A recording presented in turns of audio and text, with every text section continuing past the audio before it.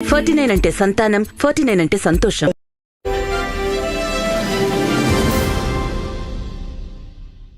తెలుగు తెర మనకి ఎన్నో బాణీల్లో చిత్రాలను అందించింది. వీటన్నింటిలో కూడా మెరుపులాగా మెరుస్తూ ప్రత్యేకంగా జానపద చిత్రాల బాణీ నాది అని చాటుకున్న అందాల రాజకుమార్తె ఎవరంటే శ్రీమతి రాజశ్రీ గారు.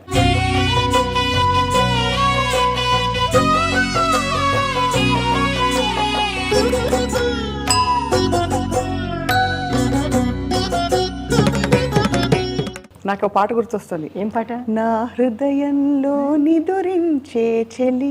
చక్కటి పాట, నాకు చాలా ఇష్టం ఆ పాట. కుసుమకుమారి గారి నుంచి రాజశ్రీ గారుగా మీ పేరు నామకరణం ఎవరు చేశారు? ఇది చెప్పాలంటే కొద్ది చిన్న కథ ఉంది, అది చెప్పిన తర్వాత చెప్తాను. నా ఎంట్రీ వచ్చి ఫస్ట్ ఏవిఎం స్టూడియోలో షూటింగ్ చూడటానికి వెళ్ళాను. నేను యాక్ట్ చేయాలని ఇంట్రెస్ట్ అది లేదు. అప్పుడు బయట నుంచి చూస్తున్నప్పుడు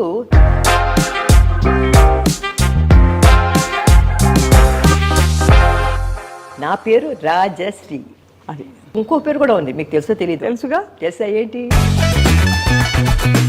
అయ్యో మలయాళంలో బాలే చెప్పమ్మా, ఎంత గ్రేస్గా ఉందో నీ నోట్లో వింటుండే నా పేరు. మన నాగయ్య గారు, చిత్తూరు నాగయ్య గారు, మా సినిమాలో యాక్ట్ చేస్తావా అని అడిగారు. మా సిస్టర్కి చాలా ఇష్టం. అయ్యో భక్త రామదాస్లో యాక్ట్ చేస్తే బాగుంటుందని సున్నామండి అని బ్రేకప్ చేసుకున్నాను అక్కడ. తోటలో పిల్ల కోటలో రాని ఫస్ట్ కాంతారావు గారు అన్నారట.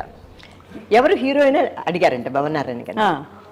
రాజశ్రీ అని తెలుసు కదా, మీతో చాలా పిక్చర్ యాక్ట్ చేసింది ఆ అమ్మాయిని.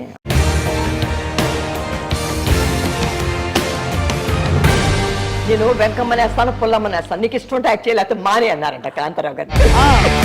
ఫస్ట్ పిక్చర్ నాది.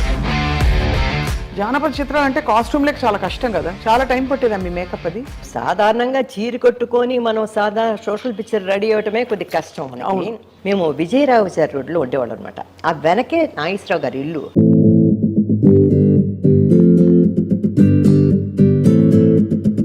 ఆ మేకప్ రూమ్లో మన కాంచనామాల గారు, ఆవిడ చూశారండి బాబు. ఆవిడ వస్తుందనేసరికి నేను కాంచనమాల గారిని చూడాలని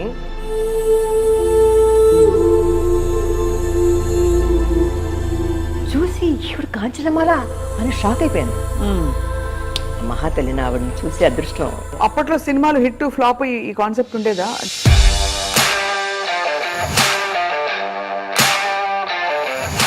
అందరూ స్టేజ్ మీద నిలబడితే వెండి గిఫ్ట్లు ఇచ్చేవారన్నమాట. ఇప్పుడు అంతా చెక్కలు ఇచ్చేస్తున్నారు అనుకోండి. మీ వారి 6 ఏళ్ల సావాసం తర్వాత గమ్యం ఏంటి? నేను చెప్పాలంటే భగవంతుని దయ వల్ల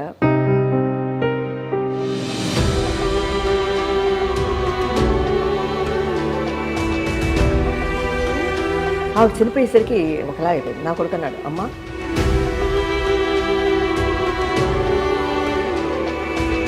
చాలా అది అయిపోయి పిచ్చి పెట్టినట్లు అయిపోయింది.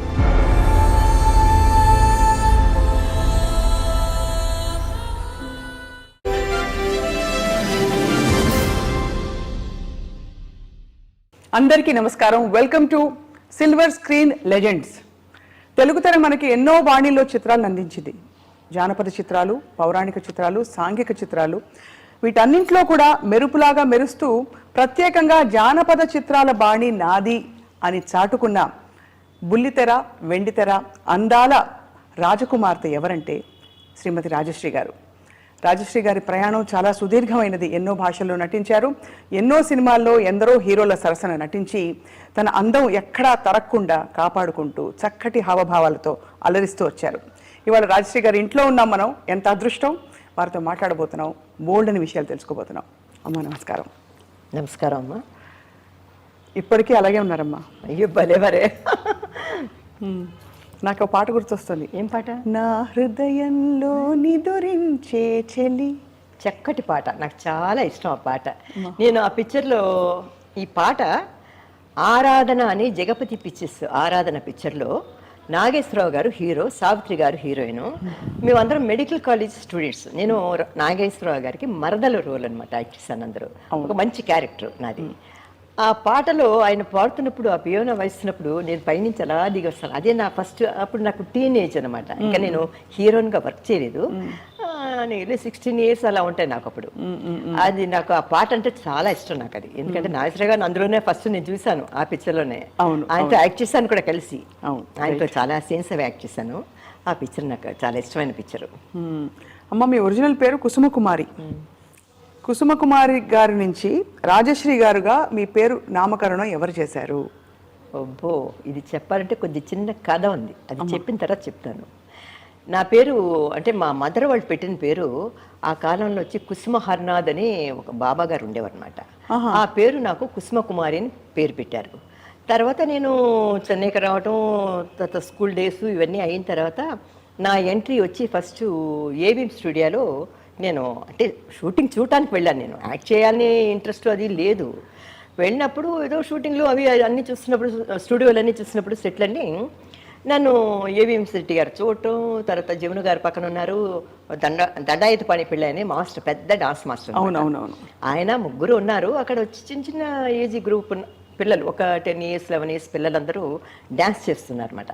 అప్పుడు డ్యాన్స్ చేస్తున్నప్పుడు నేను బయట, అప్పుడు మేము చూడటానికి వెళ్ళాం. నేను షూటింగ్ ఎలా ఉంటుంది, స్టూడియో ఎలా ఉంటుందని చూడటానికి వెళ్ళిన పిల్లని నేను. మా బంధువులు ఎవరో వస్తే వాళ్ళతో వెళ్ళాను అనమాట. అప్పుడు బయట నుంచి చూస్తున్నప్పుడు శెట్టియార్ గారు వచ్చి నన్ను చూశారు. చూసి ఈ పిల్ల కొద్దిగా జమున గారిలాగా మంచి పొడుగు ఫేస్ బాగుంది, ఆ పిల్ల ఎవరు, ఆ పిల్ల అయితే బాగుంటుంది ఈ క్యారెక్టర్కి, జమున గారికి చిన్నప్పుడు క్యారెక్టర్ అన్నారు. అంటే మా మాస్టర్ గారు వచ్చి నాకు దండాయుధపాణి పిల్ల గారు వచ్చి చిన్నప్పుడు మేము జమున గారు మేమందరం ఒకే స్ట్రీట్లో ఉండేవాళ్ళం, రామలింగయ్య గారు అందరం అనమాట. అప్పుడు మాస్టర్ గారు వచ్చి జమున గారి ఇంటికి వస్తుండేవారు అనమాట, రిహార్సల్స్ అవి చెప్పడానికి, డాన్స్ అది. అప్పుడు నాకు తెలుసు మాస్టర్ గారు నమస్కారం అండి అనేదాన్ని, అలా డ్యాన్స్ చేస్తుంటే చూసేదాన్ని, అలాగా పరిచయం అనమాట నాకు మాస్టర్ గారు. అప్పుడు ఏమైందంటే అయ్యో వాళ్ళ ఫ్యామిలీస్ వాళ్ళు యాక్ట్ చేయరు, ఏదో చూడటానికి వచ్చింది ఆ పిల్ల, నేను ఇది పిలవండి అన్నారు. పిలిచి ఊరికే డ్యాన్స్ ఇలా ఇలా చేయమంటే చేశాను అనమాట. చిన్నపిల్లలు కదా, చేయమంటే చేయటమే తప్ప ఇంకేం తెలియదు. చేసినప్పుడు ఈ అమ్మాయి బాగుంది, జమున గారికి చిన్నపిల్లగా ఈ అమ్మాయిని బుక్ చేద్దామని. అప్పుడు మా ఇంట్లో వచ్చి మా సిస్టర్ని అడిగితే, మా సిస్టర్ కొద్దిగా మ్యూజిక్ వీణ అంతా బాగా నేర్చుకునేవారు, చిన్నప్పుడు వాయించేవారు అనమాట. మా మదరును మా సిస్టరు. అంటే మా సిస్టర్ అంటే నాకంటే 21 years పెద్ద ఆవిడ. అబ్బో, ఆవిడనే మా మదర్ అనుకునేవారు అందరూ. మా మదర్కి వచ్చి నేను లేటుగా పుట్టాను. అంటే మా సిస్టర్కి 2 కొడుకులు పుట్టిన తర్వాత మా అక్కయ్యకి నేను మా మదర్కి పుట్టాను అనమాట. ఓహో, సో మీ అక్కయ్య కొడుకులు మీకంటే పెద్ద. నేను వాళ్ళని వచ్చి అన్నయ్య అనేదాన్ని, ఎందుకంటే అక్కయ్య కొడుకులకి నేను పిన్ని అవుతాను కదా. అవును, నన్ను సిస్టరు అని పిలిచేవారు, వాళ్ళు వచ్చి అన్నలాగా ఉండేవారు అనమాట. అలా ఉన్నప్పుడు మాస్టర్ గారు చెప్తే మా సిస్టర్ అంది, అయ్యో మా అమ్మ ఒప్పుకోలేదు, అయ్యో సినిమాతో వద్దు, మా అమ్మాయికి పెళ్లి చేసి పంపించేస్తాం మేము, ఇది కొద్దిగా చదువు అయిన తర్వాత. మా నాన్నగారికి ఏంటంటే డాక్టర్ చదివించాలని ఉండేది. అందరూ డాక్టర్ అంటున్నారు, కానీ నేను డాక్టర్ కాకుండా ఏం చేశా అంటే మా అమ్మాయిని చదివించి పెళ్లి చేయాలండి, మా దగ్గర సంబంధం ఉంది అని మా మదర్ చెప్పారు. మాస్టర్ గారు అన్నారు, చిన్న వేషం అమ్మ, ఒక డ్యాన్స్, శివలింగం దగ్గర ఒక డ్యాన్స్ చేస్తుంది, అప్పుడు పెద్ద పిల్ల అయిపోయేసరికి జమున గారు అయిపోతారు, అంతే, పెద్ద ఇది లేదు అన్నారు. అప్పుడు మా ఇంట్లో మా అమ్మ సరేలే చిన్న వేషమే కదా, ఎక్కడ కనబడిపోతుంది అనుకుని సరే ఒప్పుకున్నారు. ఆ సాంగ్ చేశాను నేను. చేసిన తర్వాత నన్ను ఏం చేశారంటే పర్మనెంట్ ఆర్టిస్ట్గా బుక్ చేశారు అక్కడ ఏవిఎం స్టూడియోలో. 3 years అనమాట. అప్పుడు పర్మనెంట్ ఆర్టిస్ట్ అంటే నెల జీతం ఇస్తారనమాట. అవునవును, వాళ్ళకే కాంట్రాక్ట్ లో కట్టుబడి ఉంటారు. తర్వాత అన్ని వాళ్ళే నేర్పిస్తారు నాకు, అన్ని లాంగ్వేజ్లు, డ్యాన్స్ అంతా ఫ్రీ అనమాట. కార్ పంపిస్తారు, అక్కడికి వెళితే అదే మా ఇంట్లో అన్నారు, అయ్యో స్కూల్లో చదువుతున్న అమ్మాయి ఎలాగా అంటే, వాళ్ళు అన్నారు స్కూల్ అయిపోయిన తర్వాత ఈవినింగ్ కార్ పంపిస్తామా, వచ్చి ఒక 1 hour అక్కడ స్టూడియోలో వెళ్ళిపోయి అన్నీ చూసుకొని అన్నీ భలే సరదాగా ఉండేదిలేండి. ఎందుకంటే ఆ కాలంలో మేము చిన్నపిల్లలం. అప్పుడు మిస్ అమ్మ ఇవన్నీ హిందీ ఆర్టిస్టులు లేదు, బాంబే నుంచి వచ్చేవారు, మీనా కుమారి గారు వీళ్ళందరూ, అశోక్ కుమార్ వీళ్ళందరూ వచ్చారనమాట. అక్కడ షూటింగ్స్ జరిగేవి, హిందీ పిక్చరు, అన్ని పిక్చర్లు, అన్ని లాంగ్వేజ్లు అనమాట, తమిళ్ తెలుగు అన్నీ. పెద్ద స్టూడియో అనమాట ఏవిఎం స్టూడియో అంటే. అదేమిటో నాకు తెలీదు, నాకు ఈ 3 అక్షరాలు ఉన్నాయి చూసారా, ఏవిఎం. అవును, నా పేరు రాజశ్రీ. అది నా పేరు ఎవరు పెట్టారని మీరు అడిగారు కదా, అది రాజశ్రీ అనేది ఎవరు పెట్టారంటే అదే చిన్నపిల్లగా యాక్ట్ చేసినప్పుడు ఒక 13-14 ఇయర్స్ అప్పుడు మేకప్ టెస్ట్ పెట్టారన్నమాట నాకు. ఆర్ఆర్ చంద్రన్ అని చెప్పి పెద్ద కెమెరామెన్ ఆయన. తమిళ్ శివాజీ మూవీస్లో ఆయన పెద్ద కెమెరామెన్ అనమాట వాళ్ళ పిక్చర్స్కి. ఆయన ఒకరోజు నాకు టెస్ట్ తీస్తారనమాట, కెమెరా ఫొటోస్ అవి తీస్తారనమాట. అప్పుడు చూసి చాలా బాగుంది, సన్నగా ఉండేదాన్ని చిన్నపిల్లనప్పుడు. ఆ డ్రెస్ అది వేసి ఫొటోస్ తీసిన తర్వాత చాలా బాగుంది అమ్మాయి, ఫీచర్స్ చాలా బాగున్నాయి అంటూ కుసుమకుమారి ఏమిటి అని, తమిళ్లో ఏదో కుసుమకుమారి అంటే కొద్దిగా బాగాలేదనేసి, పేరు బాగాలేదు, పేరు మారుస్తే బాగుంటుందని. మా సిస్టర్ అన్నారు, ఏం పేరు మారుస్తామండి, దేవుడి పేరు అది ఇదే అని అన్నారు అనమాట. అంటే లేదు, పేరు మారుద్దాం అంటూ కొన్ని అక్షరాలు ఇచ్చారన్నమాట. ఈ అంటే అప్పుడు జాతక ప్రకారం నా నక్షత్రానికి వాటికి ఏ ఫస్ట్ అక్షరం ఏం వస్తే బాగుంటుందని కొన్ని అక్షరాలు ఇచ్చి సెలెక్ట్ చేయమన్నారు. అందులో ఈ ఉంది, శ్రీ ఉంది, జా ఉంది, ఇవన్నీ ఉన్నాయన్నమాట. ఉండేసరికి నాకెందుకు తెలియదు, అప్పుడు గబక్కని తట్టింది, రా ఉంది, జా ఉంది, శ్రీ ఉంది, రాజశ్రీ అంటే బాగుంటుంది కదా అంటే, ఓ బాగుంది అని అన్నారు. అనుకోకుండా అది ఏమిటో, ఆ దైవ నిర్ణయం ఏంటో తెలీదు, ఆ 3 అక్షరాలు నాకు ఏవిఎంలో ఫస్ట్ యాక్ట్ చేశాను. నా పేరు కూడా అదేలా కుదిరింది అనమాట, రాజశ్రీ అని. చూడండి మీరు, నేను యాక్ట్ చేసిన పిక్చర్లు కూడా ANR, NTR, AVM, MAV pictures, MAV అలాగ వస్తుంది అనమాట, ఎంజిఆర్ అలాగా 3 అక్షరాలతో వచ్చేవి. అదేంటో నా రాశికి, ఎందుకంటే నా రాశి ఏంటంటే నాది పునర్వసు నక్షత్రం, అంటే శ్రీరాముడు నక్షత్రం అనమాట నాది. అది రాముడికి నాకు ఏదో ఒక సంబంధం ఉంది. తర్వాత చంద్రుడికి నాకు కూడా చాలా, నా రాశి అధిపతి చంద్రుడు అనమాట. దాంతో నాకు ఆ చంద్రుడికి నాకు ఎందుకో సెట్ అయిపోయింది. నేను చాలా పిక్చర్లు యాక్ట్ చేసిన పిక్చర్లన్నీ తెలుగులో మీరు చూసారో లేదు, పాత పిక్చర్లు ఎప్పుడు చంద్రుడు ఉంటా అనమాట. చంద్రుడితోనే ఆ పాటని ఫస్ట్ పెళ్లి కాని పిల్లలు అనే ఒక పిక్చర్ యాక్ట్ చేస్తాను నేను. పెళ్లి కాని పిల్లలు అంటే నేను హీరోయిన్ కాదు, అంటే నాకు జోడి కాంతారావు గారు, జమున గారును రామారావు గారు, జగ్గయ్య గారును జమున గారు, తర్వాత 5 ఎవరో పెళ్లి కాని పిల్లలు ఉంటారు అనమాట. అందులో కాంతారావు గారి పక్కన నేను. అందులో ఒక సాంగ్ అది ఫస్ట్ మూన్తోనే వస్తాయి. అన్ని పిక్చర్లు ఆల్మోస్ట్ నేను యాక్ట్ చేసిన పిక్చర్లన్నీ కూడా చంద్రుడికి నాకు ఏదో ఒక అనుబంధం ఉంది అనమాట. కనుక ఆ పిక్చర్ అయిన తర్వాత నేను కాంతారావు గారితో ఫస్ట్ నేను చిన్నప్పుడు, ఎందుకంటే ఎవరు కాంతారావు గారి గురించి అడగటం లేదు, నేను చెప్పవలసిన బాధ్యత నాకు ఉంది కనుక మీరే కదమ్మా చేశారు. కానీ ఇంటర్వ్యూలో ఎవరు సాధారణంగా ఎక్కువ మంది అడగటం, వాళ్ళు అడుగుతుంటారు, మనం క్వశ్చన్స్ చెప్తాం. కాంతారావు గారిది మొన్నే ఆయన ఏదో 100 years ఫంక్షన్ ఏదో అయిందంట తెలిసింది. అంటే ఆయనతో నేను యాక్ట్ చేసినవి చాలా పిక్చర్లు చిన్నప్పుడు, మాంగళ్యం, కొన్ని చాలా పిక్చర్లు చెల్లులుగా యాక్ట్ చేసేదాన్ని ఆయనకి. అంటే చిన్నపిల్లని నేను అప్పుడు ఆయనకి కాంతారావు గారికి దేవిక గారు, కృష్ణకుమారి గారు, సావిత్రి గారు వాళ్ళు జోడిగా ఉండేవారు అనమాట. మేము చిన్నపిల్లలం కదా, నన్ను చెల్లులుగా వేశారు అనమాట కాంతారావు గారికి. మాంగళ్యం మిగతా పిక్చర్లు అన్నింటిలో చెల్లులుగా, నా పక్కన వచ్చి రామకృష్ణ ఎవరో ఉండేవారు అలాగా. తర్వాత నేను భక్త శబరి అనే పిక్చర్లో ఫస్ట్ భక్త శబరిలో సీతగా యాక్ట్ చేశాను నేను.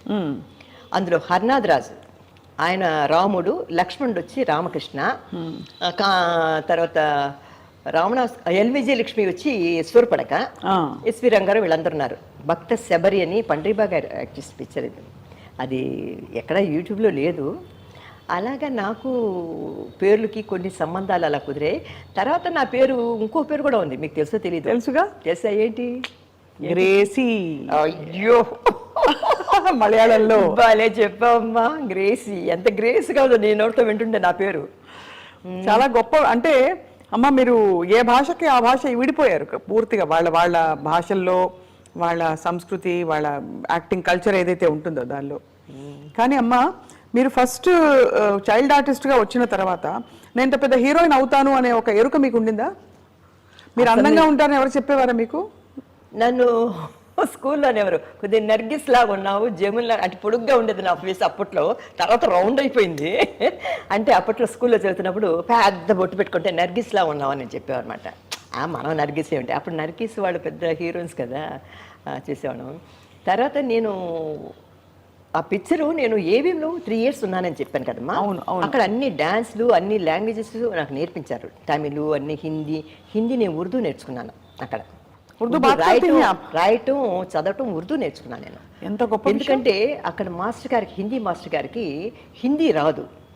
మాకు డైలాగులు అవి పిక్చర్లు వేసి చూపించేవారు. వైజయంతిమాల గారిది అవి సంఘం ఏవో పిక్చర్లు వేసారు. సంఘం కాదు, పెన్ గిన్నె ఏదో పిక్చర్లు, పాత పిక్చర్లు అప్పుడు ఫస్ట్ ఏవిఎంలో. అప్పుడు ఆ పిక్చర్లో డైలాగులన్నీ మాకు బైహార్ట్ చేయమనేవారు అనమాట. హిందీలో రాసుకుందామంటే ఆయనకి హిందీ రాదు, నేర్చుకుందామంటే ఉర్దూ వచ్చు. అప్పుడు నాకు చిన్నపిల్లప్పుడు నాకు లాంగ్వేజెస్ అంటే చాలా ఇష్టం, భాషలన్నీ నేర్చుకోవాలని. స్కూల్ డేస్ పెద్ద చదువుకోలేదు నేను, కానీ నాకు హిందీ మీద ఇష్టం ఉండేది. నాకు ఉర్దూ నేర్చుకున్నాను. రాయటం ఇటుపక్క నుంచి రాస్తారు కదా, లెఫ్ట్ నుంచి చదవటం, కట్ చేసి రాయటం, ఇవన్నీ. తర్వాత పోయిమ్స్ అలీఫ్ బే పే అని వస్తుంది. ఐషమా తెరీ ఉమ్ర తబై హై ఏక్రాత్ అని ఆ పోయిమ్స్ ఉంటాయి కదా, అవన్నీ కూడా చిన్న అన్నీ నాకు చాలా ఇష్టం అనమాట ఉర్దూ అంటే. అలా ఉర్దూ నేర్చుకున్నాను. తర్వాత తమిళ్, కన్నడం, మలయాళం, హిందీ, ఏ ఊరికెళ్తే ఆ లాంగ్వేజెస్ అనమాట. ఏక్ షేర్ సునాయియే. అయ్యో ఇప్పుడు మర్చిపోయానమ్మా తల్లి. ఇప్పుడు చెప్తున్నా కదా, ఐ షమా తెరీ ఉమ్మర్ తబీ హై ఏక్రాత్ అంటే ఒక క్యాండిల్, దాని లైఫ్ వచ్చి 1 night అనమాట. అది ఏడుస్తూ దాని జీవితం గడిపోతుంది, అంటే అది కరిగిపోతూ ఉంటుంది కదా, అలా ఒక మీనింగ్ అనమాట. ఏ షమా తెరీ ఉమ్మర్ అంటే దాని ఏజ్, వయసు. అదే అది. తర్వాత సారే జహా సే అచ్చా హిందూ సితా హమారా హమ్ బుల్బులే హై, ఇవన్నీ ఉంటాయి కదా పోయిమ్స్. అవి చిన్న చిన్న లెసన్స్ అవన్నీ ఉర్దూలో నేర్చుకున్నాను నేను, బుక్స్ చదవటం ఇదంతా. అలాగా 3 years వర్క్ చేసిన తర్వాత అప్పుడు ఏవిఎంలో ఉన్నప్పుడు మన నాగయ్య గారు, చిత్తూరు నాగయ్య గారు షూటింగ్కి వస్తారు కదా చాలామంది, ఆయన చూశారు. చూసి కుసుమ కుమారి అన్నారు. ఈ అమ్మాయి ఎవరంటే కుసుమ కుమారిని ఎవరో చెప్పారు. పిలిస్తే వెళ్ళి మనకు తెలియదు కదా అప్పుడు, పెద్ద హీరోలు నాగయ్య గారు అంటే అది మనకు తెలియదు. చిన్నప్పుడు ఏదో స్కూల్లో ఎక్కొట్టి సినిమాలు చూడటం అలవాటు.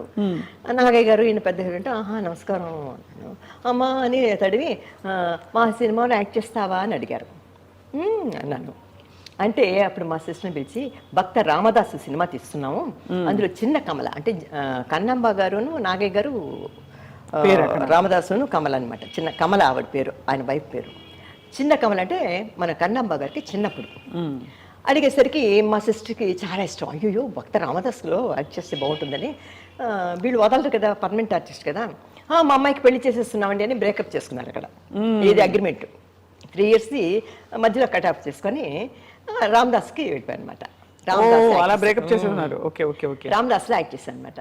తర్వాత ఆ రామదాస్ యాక్ట్ చేస్తున్నప్పుడు అప్పుడు నాకు ఏదో పీటల మీద పెళ్ళని అదని ఇదని, నెచ్చి కళ్యాణం, పచ్చతోరణం, చింతామణి లాగా నాలా చిన్న చిన్న, అంటే అప్పుడు నాకు ఏమైపోయిందంటే అటు చిన్న బేబీ కాదు, అటు పెద్దదాన్ని కాదు. అందు టీనేజ్లో ఉన్నప్పుడు కొన్ని క్యారెక్టర్లు మనకి సూట్ అయిన క్యారెక్టర్లు రావు. ఏదో భక్త రామదాస్ వచ్చింది. తర్వాత నిత్య కళ్యాణం పచ్చతోరణం అనే పిక్చర్లో సంధ్యను గుమ్మడి గారి కూతురు. అందులో ఏంటంటే ముస్లిం, క్రిస్టియన్, హిందూ అని ఉంటుంది అనమాట. అందులో చలము, కృష్ణకుమారి గారు, నేను, రామకృష్ణ అలా యాక్ట్ చేస్తాం. అలా చాలా పిక్చర్లు నేను యాక్ట్ చేశాను. కానీ అప్పుడు చాలా కష్టమ్మా యాక్టింగ్. ఎలా వచ్చేది మీకు యాక్టింగ్? అంటే ఏవిఎంలో నేర్పించారు మొత్తం అంతా కదా? డైలాగ్స్ మాట్లాడటం అవి నేర్పించేవారు మాకు, డాన్స్ అది నేర్పించేవారు. అంత ఫ్రీ. ఏముంది, స్కూల్ అయిపోయిన చిన్నపిల్లలు కదా, నేర్చుకోవడం ఈజీ కదా. ఆ ఏజ్లో దాని మీదే ఉంటుంది మనకి యాక్టింగ్ అంటే. అప్పుడు పిక్చర్లు ఇది తమిళ్ పిక్చర్లో వచ్చారనమాట. లలితా పద్మిని ఉన్నే కంటేడుదే అని బెక్కుతుంటారు చూడు, ఒక పిక్చర్, ఒక తమిళ్లో ఒక పిక్చర్ వచ్చింది, అది లలిత గారు యాక్ట్ చేశారు, లలితా పద్మిని. అది మిగతా పిల్లలంతా ఉంటారు కదా, చిన్న చిన్న పిల్లలు, వాళ్ళందరూ యాక్ట్ చేస్తుండేవారు అనమాట. అది చూసి ఇలా అనుకొని ఓహో అన్నీ చూసి నేర్చుకోవటం అంతే. ఇప్పుడు మీరు పోజ్ పెట్టడం కూడా ఇలా పెట్టారు, చక్కగా డాన్స్ మూవ్మెంట్స్ వచ్చాయి. అంటే చాలా ఇష్టం అమ్మా. ఎందుకంటే నేను మీరు అందులో మన పందనలూరు స్టైల్ కదా, దండాయపాద పిళ్ళయ్య గారంటే ఎవరు? పందనలూరు డాన్స్, భరతనాట్యం. నాకైతే తెలియదు, మా పంతనల్లో తెలియదు.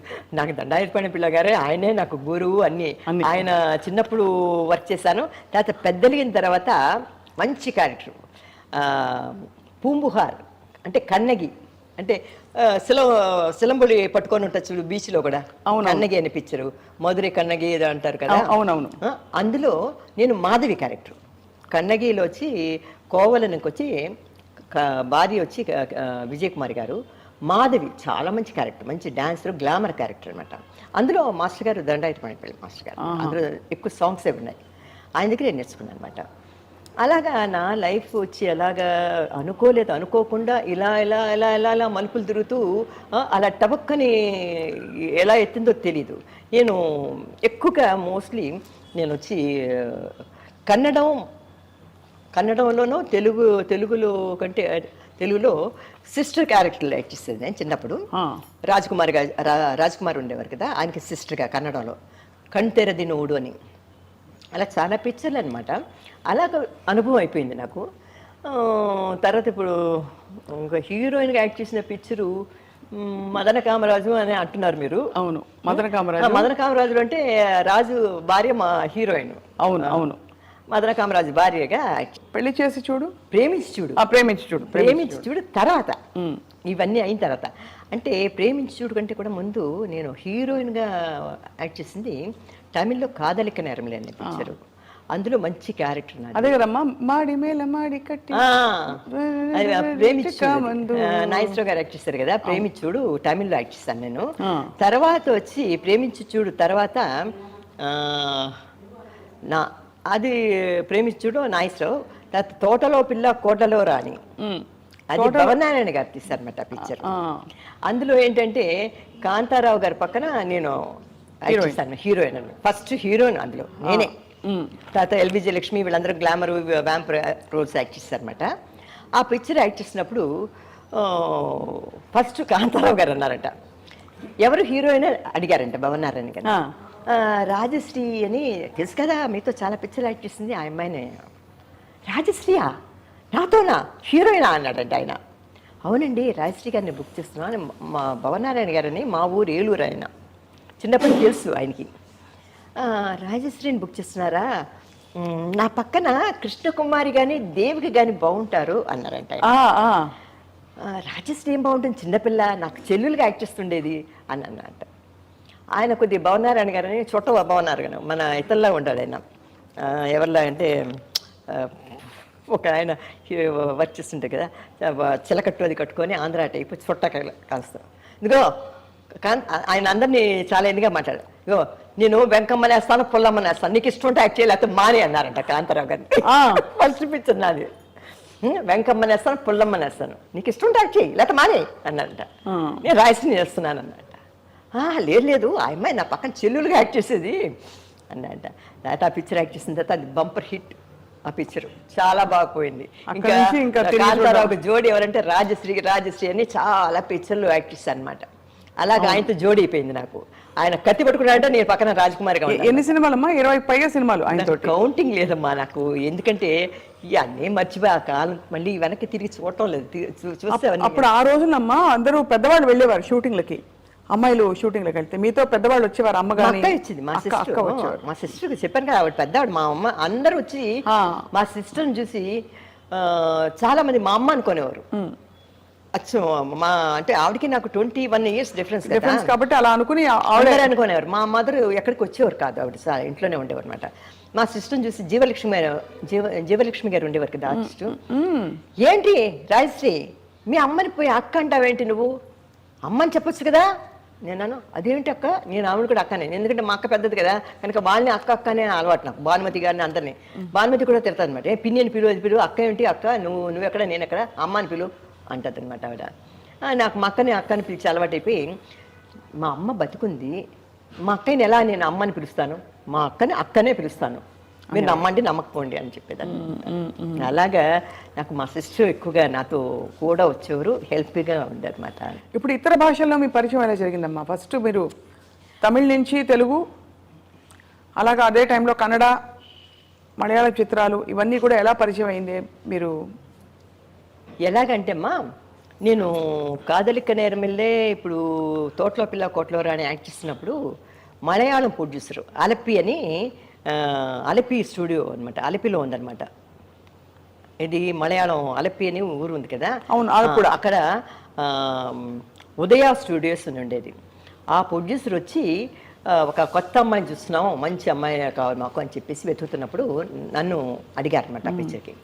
అప్పుడు నేను అన్నాను, నాకు మలయాళం అంతా మాట్లాడటం రాదండి, నాకు మలయాళం, ఎందుకంటే ఆ మలయాళం ఇప్పుడు మన లాంగ్వేజ్ తమిళ్ ఇవన్నీ నార్మల్గా మనం మాట్లాడతాం. మలయాళం అనేది മുക്കുతో മാറ്റാൻ എന്താണോ പോകണമെന്നത് ഓ എന്താ പറയുന്നത് ഞാൻ പോയിട്ടില്ലപ്പ అక్క ఎవడే సార్ అంటే అక్క సారండి సంసారించుండు అలా మాట్లాడు అంటే ముక్కుతో పలుకుతారు వాళ్ళు, నోస్తూ వస్తారు అనమాట మాటలే. నాకు అది వినేసరికి గందరగోళంగా ఉండేది ఫస్ట్ చిన్నప్పుడు. అయ్యా నేను యాక్చువల్లీ మలయాళం నాకు వద్దన్నా. వాళ్ళు అన్నారు పర్వాలే మేము అడ్జస్ట్ చేస్తాం, మేనేజ్ చేస్తాం, మాకు ఈఎంఐ కాదు. ఎందుకంటే ఆ ఉదయ స్టూడియోలో ఆ పిక్చరు భార్య అని ఒక మలయాళం పిక్చరు, అది రియల్ జరిగిన స్టోరీ. ఇది ఆ ఊర్లో జరిగింది. ఒక ప్రొఫెసర్ ఉంటాడు, భార్యని షూట్ చేస్తాడు, అది పెద్ద విషయం అయ్యి అతను ఇంకా జైల్లో ఉన్నాడని చెప్పారు. అతను ఆ హీరోగా యాక్ట్ చేసిన అతను వచ్చి సత్యన్, మలయాళంలో పెద్ద హీరో అతను. రాగిణి గారు యాక్ట్ చేస్తారు, లలిత పద్మిని రాగిణి ఆవిడ యాక్ట్ చేస్తారు. నాది వచ్చి చాలా మంచి క్యారెక్టర్, కాలేజీ స్టూడెంట్ అనమాట. ఆ పిక్చర్లు ఈ 3 క్యారెక్టర్లు అనమాట దాంట్లో. అందులో మలయాళం పిక్చర్లో అప్పుడు బుక్ చేసినప్పుడు ఫస్ట్ కేరళ పెడితే అంత కోకోనట్ వాసన వచ్చేది. వాళ్ళు బ్రేక్ఫాస్ట్ పంపించేవారు, అంత చికెన్లు గీకెన్లు అన్ని పంపించేవారు అనమాట. అంత కొబ్బరి నూనెతో ఉండేది. ఆ కొబ్బరి నూనె వాసన చూస్తే కడుపు తిప్పేసేది అనమాట. అక్కడ 10 రోజులు షూటింగ్ ఉన్న బ్రెడ్ను కాఫీ తాగేసేవాళ్ళం తప్ప ఏమి తినేవాళ్ళం కాదు. బజ్జీలు గిజ్జీలు వేస్తారు పంపిస్తే వాళ్ళ ఇంటి నుంచే వచ్చేది మాకు భోజనం. తర్వాత ఆవకాయలు, చేప ఆవకాయలు అన్నీ పెద్ద పెద్ద జాడీలతో పంపించేవారు, ఎవరికైనా ఇచ్చేవాడు అనమాట. అంటే ఆ స్మెల్ కోకోనట్ మనం తలకి రాసుకునే అలవాటు కదా చిన్నప్పుడు, అది తినటం అంటే మాకు నచ్చేది కాదనమాట అప్పుడు చిన్నప్పుడు. అక్కడ ఏదో ఒకలాగా కేరళ అనేసరికి ఆ వాతావరణం, కొబ్బరి చెట్లు, అవి ఆ డైలాగులు, నైట్ షూటింగ్లు అనేసరికి, ఎందుకంటే ఎవరిని వర్క్ చేసి మళ్ళీ చెన్నైకి వచ్చేయాలి. అవును మెడ్రాస్కి. చాలా పిక్చర్లు అవి నేను అప్పుడు ఆల్మోస్ట్ చాలా పిక్చర్లు యాక్ట్ చేస్తున్నాను అనమాట. తమిళ, తెలుగు, మలయాళం. కొన్ని పిక్చర్లు ఏమో చెన్నైలో తీసేవారు, కన్నడం, మలయాళం. ఈ పెద్ద పెద్ద బ్యానర్స్ స్టూడియోస్ ఉన్నాయి కదా, అవి వచ్చి ఆ ఊర్లోనే తీసేవారు అనమాట. ఉదయ స్టూడియోలో వర్క్ చేసినప్పుడు ఆ పిక్చరు సిల్వర్ జూబ్లీ అయిపోయింది. ఆ పిక్చరు చాలా బాగా అయింది. ఆ పిక్చర్లో నా పేరు గ్రేసీ, నాకే తెలియకుండా నా పేరు గ్రేసీగా మార్చేసాడు ఆయన టైటిల్స్లో, ఆ ప్రొడ్యూసరు. నేను ఇంకో పిక్చర్కి ఆయన పిక్చర్ లైన్గా నేను చాలా పిక్చర్లో వర్క్ చేశాను. రాజశ్రీ కావాలి అని ఆయన ఎప్పుడు పట్టుబట్టి నన్ను బుక్ చేసేవాడు అనమాట. అప్పుడు శారద కూడా ఇప్పుడు చెప్తుంది, రాజీ నీ కాల్ షీట్లు దాకా నన్ను బుక్ చేశారు, నేను మలయాళంలో ఊరసి ఇవ్వడానికి కారణం నువ్వే, లేకపోతే నన్ను బుక్ చేసి ఉండేవారు కాదు. అప్పుడు ఏదో నువ్వు ఏదో చాలా బిజీగా ఉండేదో హైదరాబాద్ ఎక్కడికో వెళ్ళిపోయావని ఆర్టిస్ట్ దొరకలేదని వేశాడు నన్ను. కానీ ఒక సాంగ్ అయినా సరే చేయించేవాడు, మేనకగా ఒక సాంగ్ అయినా సరే నేను పిక్చర్లు తీస్తే. ఆ ప్రొడ్యూసరు ఏం చేశానంటే పిక్చర్లో లైన్గా చాలా పిక్చర్లు యాక్ట్ చేశాను ఆయనది. చేసిన తర్వాత అప్పుడు టైటిల్స్లో వచ్చి గ్రేసీ అని మార్చేశాడు ఆయనకి, నాకు తెలీదు. ఎయిర్పోర్ట్లో కూర్చున్నాను ఇంకో పిక్చర్కి షూటింగ్ వెళ్తూ, అందరూ ఓ గ్రేసీ ఎందానో ఎవడు అని అందరూ మలయాళంలో వచ్చి గ్రేసీ అన్నారు. గ్రేసీ ఎవరని, గ్రేసీ ఎవరు అనుకుంటున్నాను, గమ్మున్నా అనమాట. ఓ గ్రేసీ అన్నారు. అంటే గ్రేసీ అంటున్నారేంటి వీళ్ళు, కానీ ఏంటన్నా గ్రేసీ అవడం అన్నారు. అదే అన్నాడు. చెప్పి ఇదేంట్రా బాబు గ్రేసీ అంటున్నాను. అక్కడ ప్రొడ్యూసర్ అడితే, అమ్మ మీ టైటిల్స్లో మీ పేరు గ్రేసీని ఇస్తారు, రాయశ్రీ అని వేయలేదని. అదే ఒక తమాషా కూడా జరిగింది. కాంతారావు గారితో అసిస్టెంట్ ఒకడు మలయాళం కుర్రాడు వచ్చేవాడు, వాడు టచ్ అప్ బాయ్ అనమాట. నేను కాంతారావు గారు బయట కూర్చొని ఇలాగ బ్రేక్ టైంలో కూర్చున్నప్పుడు ఆ కుర్రోడు ఇలా చూస్తూ నన్నే ఇలా చూస్తున్నాడు. నేను కాంతారావు గారు, ఏంటి మీ కుర్రోడు నన్నే ఇలా చూస్తున్నాడు ఏమిటి అన్నాను. వాడు అడిగా కాంతారావు గారు, ఎందుకు ఎలా చూస్తుందంటే వాడు మలయాళ కుర్రోడు అంట. ఈవిడిలాగా నేను మా ఊళ్ళో ఒక ఆవిడ ఉన్నారండి గ్రేసీ అని. అవునా, గ్రేసీ అని ఉన్నారు, అచ్చు ఈవిడలాగే ఉంటారండి అంటే నాతో చెప్పారు కాంతారావు గారు. అయ్యో నేనే కదండి అన్నాను. అంటే మీరు కాదు, ఆవిడ వేరే, అది ముండు గిండు అంతా కట్టుకొని ఉంటారు, అక్కడ ముండు కట్టారు, తుండు అది కడతారు, క్రిస్టియన్ డ్రెస్ అది వేసుకుంటాం కదా, ఈవిడ కాదండి అంటే నేను ఫోక్లో డ్రెస్లో ఉన్నాను. వాడు ముందు చూసి ఆ వేస్టీ గిస్టీ ఆ చొక్కాయి చూసి అలవాటైపోయి ఈవిడ కాదంట, నమ్మడు నన్ను. సరే పోరా బాబు నమ్మపోతే పోయావు అని అనమాట. అలాగా మలయాళంలో ఆ డైలాగ్స్ బాగుండేవి, సత్యం గారు నేర్పించేవారు. కొన్ని డైలాగ్స్ మనకి నోట్తో పలకడానికి కొద్దిగా భయం వేస్తుంది. అవును, కొన్ని చెప్పుకునేవారా? ఒక డబ్బింగ్ ఉండేది కదా ఆ రోజుల్లో కూడా. డబ్బింగ్ కొన్ని, కానీ అప్పట్లో ఉండే డబ్బింగ్ ఉన్నా కూడా అక్కడికక్కడ ఆన్ స్పాట్ కాదు. ఇక్కడలాగా మనం ఇప్పుడు నార్త్ ఇండియా నుంచి అక్కడి నుంచి వస్తున్నారు కదా హిందీ వాళ్ళందరూ, వాళ్ళలాగా మనకి డబ్బింగ్ తీయాలంటే లిప్ మూమెంట్ కరెక్ట్గా సెట్ అవ్వాలి. సాంగ్స్లో కూడా చూడండి, మనం పాడుతున్నప్పుడు మలయాళం పాటైనా క్లోజ్అప్లో ఆ పాటకి కరెక్ట్గా లిప్ మూమెంట్ సెట్ అవ్వాలన్నమాట, లేకపోతే కట్ అనేస్తారు. మనం ఎంత యాక్ట్ చేసినా కూడా ఆ లిప్ మూమెంట్ అమ్మ తప్పు ఇలా పాడాలి అని వల్లేసి 10 సార్లు అనుకొని ఆ లిప్ మూమెంట్ ఇవ్వాలన్నమాట. అదేలా ఇప్పుడంతా ఏబిసిడి ఇప్పుడు ఏబిసిడి చెప్తే డబ్బింగ్ చెప్పేస్తున్నారు. అప్పుడు ఏబిసిడి కాదు కదా, మన మలయాళం డైలాగే మనం తెలుగులో రాసుకొని డైలాగు కరెక్ట్గా ఆ లిప్ మూమెంట్ సెట్ అవ్వకపోతే కట్ అంటారు అనమాట. ఒక డైలాగు అది కొద్దిగా వల్గర్గా ఉంటుంది మనకి తెలుగులో, ఎక్కువగా పువ్వులు అనేదాన్ని అది మలయాళంలో ఒకలా చెప్తారు. అది హీరోని చూసి చెప్పాలి, అది కొద్దిగా మన తెలుగులో తప్పు. నైట్ షూటింగ్ హీరోని చూసి చెప్తున్నప్పుడు కరెక్ట్గా ఆ డైలాగ్ వచ్చినప్పుడు ఆఫ్ చేసేసేదాన్ని. కట్ అనేసి ఎంత గ్రేసి పరయు అనేవాడు అనమాట ప్రొడ్యూసరు, ఆయనే డైరెక్టర్ ప్రొడ్యూసరు కుంజాకు.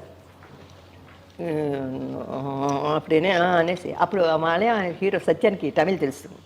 ఆయన అన్నాడు, சொல்லுங்க என்ன ஆச்சு இல்லைங்க இந்த டைலாக் எங்கள் தெலுங்குல ரொம்ப தப்பு, அது கொஞ்சம் தப்பாக இருக்குது, அது நான் என் வாயால் இத்தனை பேர் முன்னால் சொல்கிறேன், இங்கே யாருமே தெரியாதம்மா நீ சொன்னாலும் பரவாயில்ல சொல்லு అన్నాడు. అనేసి మెల్లిగా లిప్ మూమెంట్ ఇచ్చి సౌండ్ రాకుండా చెప్పేస్తాను అనమాట. అంటే ఎంతకీ కట్ అంటున్నారు అనమాట వాడు. అలాగా భలే అనుభవాలండి బాబు. కేరళ పెడితే కేరళ అనుభవం చాలా ఇదిగా ఉంటుంది.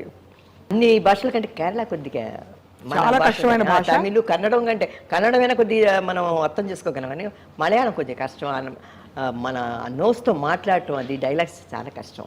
బాగా అలవాటైపోయేది అక్కడ పనోడితో వాళ్ళతో మాట్లాడి. ఇప్పుడు జానపద చిత్రాలు మీరు ఎక్కువగా నటించారు. జానపద చిత్రాలు అంటే కాస్ట్యూమ్లకు చాలా కష్టం కదా, సాంఘిక చిత్రాల కంటే. చాలా టైం పట్టేదా మీ మేకప్ అది? అంటే ఇప్పుడు సాధారణంగా చీర కట్టుకొని మనం సోషల్ పిక్చర్ రెడీ అవ్వటమే కొద్దిగా కష్టం మనకి. అలాంటిది ఫోక్లోర్ పిక్చర్స్ అంటే హెయిర్ డ్రెస్లు అప్పుడు ఒక హెయిర్ డ్రెస్ కోసం వెయిట్ చేయాల్సి వచ్చేది అప్పుడు మాకు. ఎందుకంటే జోస్ఫిన్ కానీ ఇంకొక ఆవిడ కానీ వాళ్ళు వచ్చి మనకి హెయిర్ డ్రెస్ చెయ్యాలంటే వాళ్ళు చాలా బిజీగా ఉంటారు. వాళ్ళు వేరే వాళ్ళ దగ్గర నుంచి కార్లో వచ్చి మనకి చేయడానికి ఒక్కొక్క ఆర్టిస్ట్ దగ్గరికి వెళ్ళిపోతారు. వాళ్ళు ఇద్దరు ఉండేవారు అనమాట. జోస్ఫిన్ ఇంకొక ఆవిడ ఎవరో ఉండేవారు అనమాట. వాళ్ళు ఆంగ్లో ఇండియన్స్ అనమాట. వాళ్ళ కోసం మేము వెయిటింగ్ చేయాలన్నమాట. మేకప్ మ్యాన్ దగ్గర అంటే మా ఇంటి దగ్గర వచ్చి మేకప్ నాగేశ్వరరావు గారు ఉండేవారు. మన అక్కడ వచ్చి నా హీరో నాగేశ్వరరావు గారు, సావిత్రి గారు, గిరిజ వీళ్ళందరూ అక్కడికే వచ్చారన్నమాట మేకప్ రూమ్కి. నాకు ఎందుకంటే నాకు భక్త రామదాస్ యాక్ట్ చేసినప్పుడు మేము విజయరావుచారి రోడ్లో ఉండేవాళ్ళం అనమాట. ఆ వెనకే నాగేశ్వరరావు గారి ఇల్లు. మేము అందరూ అక్కడికి వెళ్ళాలి మేకప్ రూమ్కి. ఇంటికి వచ్చి చేయరప్పుడు మేకప్ రూమ్కి వెళ్ళాలన్నమాట. అప్పుడు క్యూలో కూర్చోవాలన్నమాట. అప్పుడు డిసిప్లిన్ అంటే అప్పుడు భలే కష్టం అండి బాబు. డిసిప్లిన్ అంటే డిసిప్లిన్.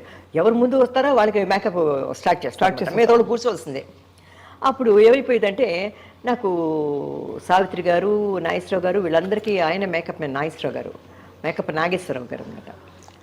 మమ్మల్ని పొద్దున్నే తీసుకుని పోయి 3:30కి లేపేసి పడేసేవారు అనమాట. అక్కడ చిన్నపిల్లలం కదా భక్త రామదాస్. అప్పుడు పొద్దున్న నిద్రపోతలు వెళ్ళిపోయి అక్కడ కూర్చుంటే అక్కడ మేకప్ వేసుకొని తర్వాత హెయిర్ డ్రెస్లు అవి ఇవి మేకప్ చేసుకొని వచ్చి అక్కడ హెయిర్ డ్రెస్లు వస్తే ఒక్కొక్కరికి ఇచ్చేసేవారు అనమాట. అలాగుండేది అక్కడ ఆ కాలంలో. ఆ హెయిర్ డ్రెస్లు అంతా అయిపోయి మేకప్ మ్యాన్లు వీళ్ళు అదొక సరదాగా ఉండేది. తర్వాత నేను ఆ మేకప్ స్టూడియో ఆ మేకప్ రూమ్లో మన కాంచనామాల గారు ఆవిడ చూశారండి బాబు. పెద్ద కాంచనామాల అంటే తెలియని వాళ్ళు ఎవరు లేరు. మీ తరం కూడా కాంచనమాల వినుంటారు పేరు. ఆఫ్ కోర్స్ వినుంటారు కదా. ఆ కాంచనమాల గారు ఒక కృష్ణవేణి కాదు, ఒక పిక్చర్ తీశారు. అందులో వచ్చి ఆ పిక్చర్లో వచ్చి ద్రౌపదిని ఇలా అవుతారు ఏదో ఒక పిక్చర్లో యాక్ట్ చేశారు. సావిత్రి గారు వీళ్ళందరూ యాక్ట్ చేసినప్పుడు ఒక క్యారెక్టర్ ఎవరిని కాంచనమాల గారిని యాక్ట్ చేశారు. ఆవిడకి అప్పుడు సరిగా లేదు, మెమరీ లేదు, జ్ఞాపకం లేదు. ఆవిడ వస్తుందనేసరికి నేను కాంచనమాల గారిని చూడాలని పొద్దున్నే వెళ్ళిపోయామన్నమాట. మేకప్ రూమ్కి వెళ్ళిపోయి కాంచనమాల గారు వస్తున్నారు ఈరోజు చూడాలి చూసి ఈవిడ కాంచనమాల అని షాక్ అయిపోయాను.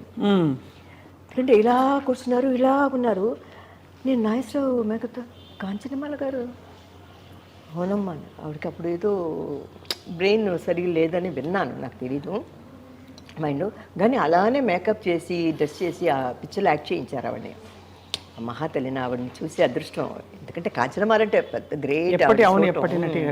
ఇప్పటికీ చూడండి కృష్ణవేణి గారిని 99 years అని చెప్పింది నిన్న వాణిశ్రీ.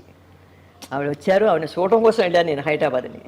చాలా గ్రేట్. కొంతమంది ఆర్టిస్టులు అండి. ఆవిడ మేజాపూర్ రాజా కృష్ణవేణి గారు, ఆవిడ రాజు వైఫ్, ఆవిడ ఆర్టిస్ట్ కూడా ఆవిడ. కృష్ణవేణి గారు కృష్ణవేణి గారు అంజలీదేవి గారు వచ్చి లక్ష్మమ్మ కథ అని శ్రీ లక్ష్మమ్మ కథ అని తీశారంట. మా సిస్టర్ చెప్పేవారు, నాకు తెలియదు పాతకాలం.